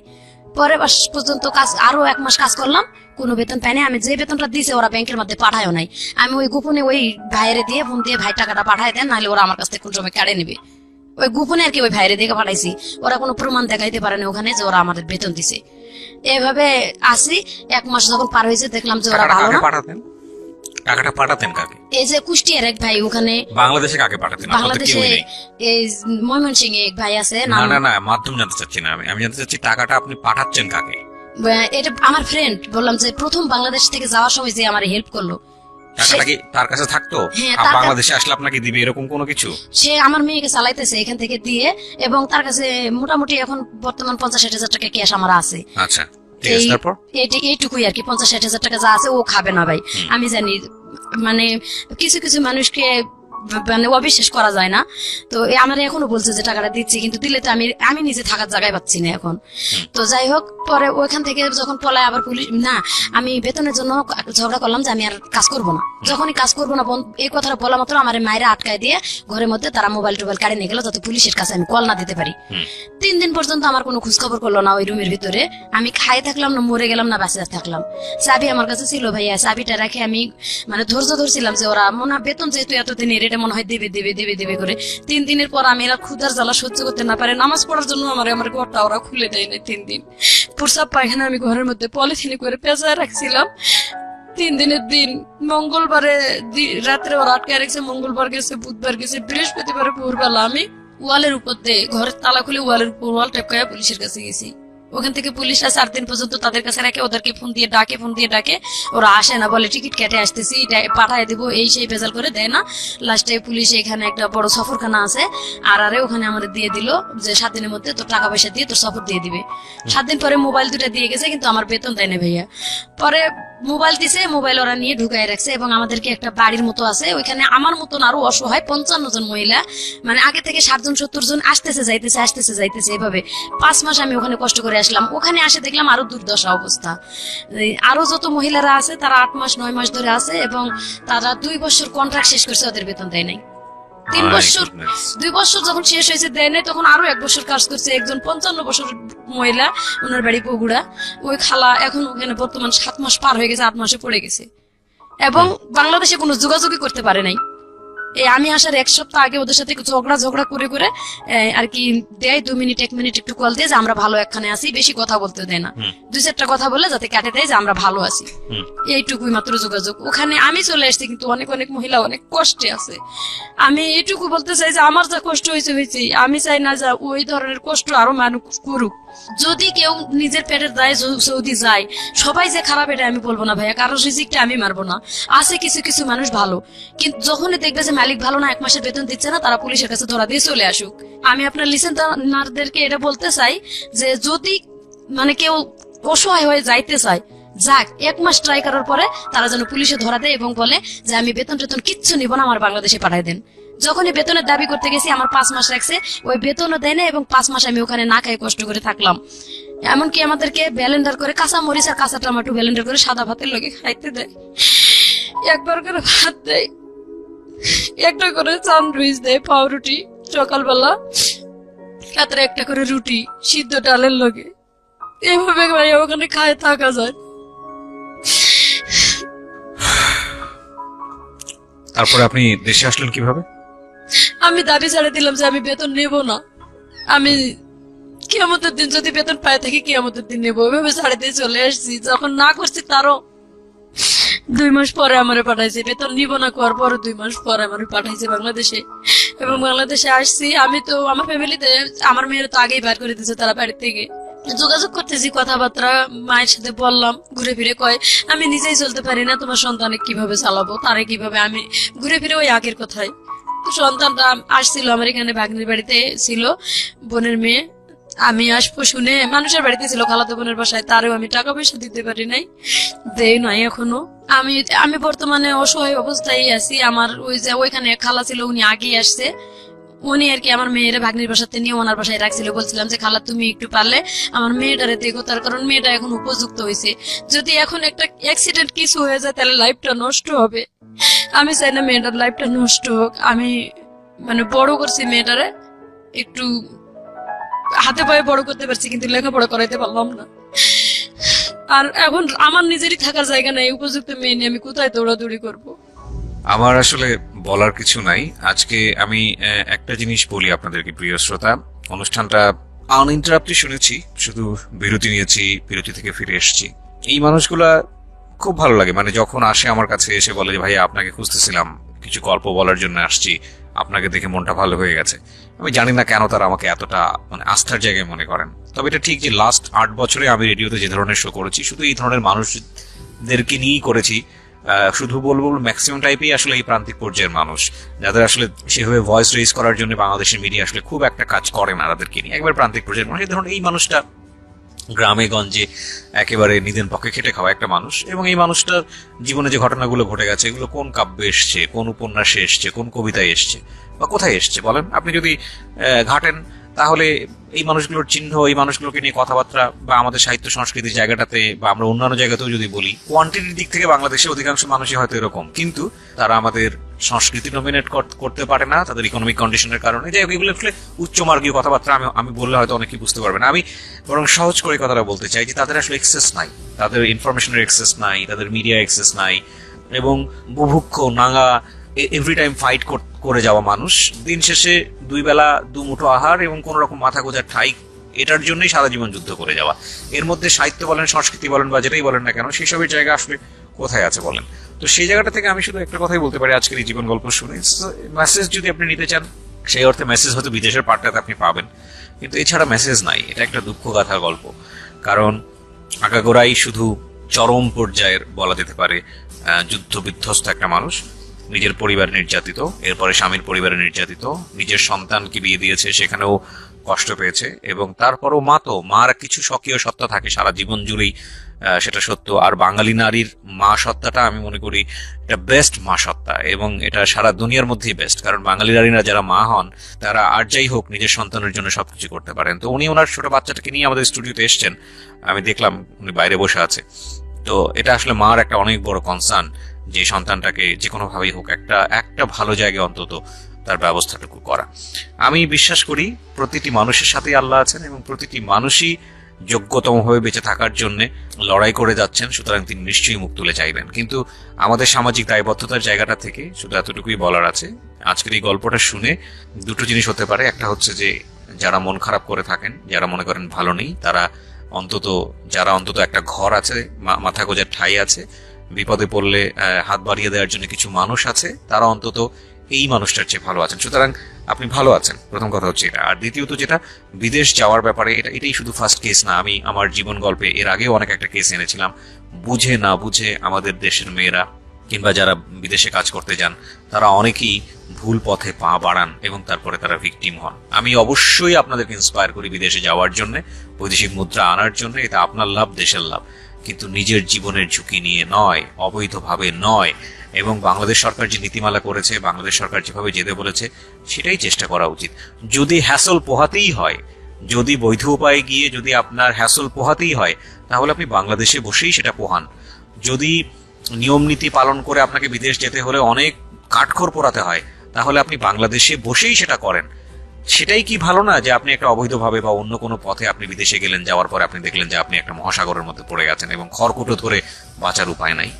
বরং বাংলাদেশে আপনি হ্যাসল ফেস করলে, সেটা লম্বা সময় ধরে ফেস করলেও আপনাকে কেউ না কেউ সাহায্য করার মতো থাকবে। আপনি দেশটা চেনেন, আপনার পরিবার আছে, কেউ না কেউ সাহায্য করার জন্য থাকবে। কিন্তু বিদেশের মাটিতে গিয়ে আপনি অবৈধভাবে গিয়েছেন, 10-15-20 হাজার টাকা দিয়ে চলে গেছেন, যাওয়ার পরে আপনাকে যেটা ফেস করতে হচ্ছে, এটার জন্য আপনাকে কেউ সাহায্য করার জন্য নাই। উনি হয়তো সুস্থভাবে ফিরে আসতে পেরেছেন, অনেকে সেটাও পারেন না। এবং আমরা যেটাই করি না কেন, দিন শেষে নিজের জীবনটা খুব মূল্যবান, খুব মূল্যবান। সুতরাং নিজের জীবনের প্রতি অ্যাটলিস্ট যেটাই হোক না কেন একটু যেন খেয়াল রাখি।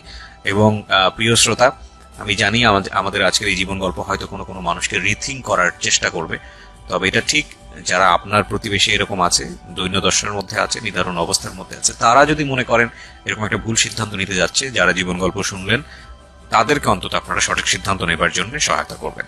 সো আজকের মতো এখানেই শেষ করছি। যারা এতক্ষণ আমার সঙ্গে আছেন তাদেরকে আরো একবার মনে করিয়ে দিচ্ছি, আপনারা শুনছেন প্রাণ মিস্টার ম্যাঙ্গো ক্যান্ডি প্রেজেন্স জীবন গল্প।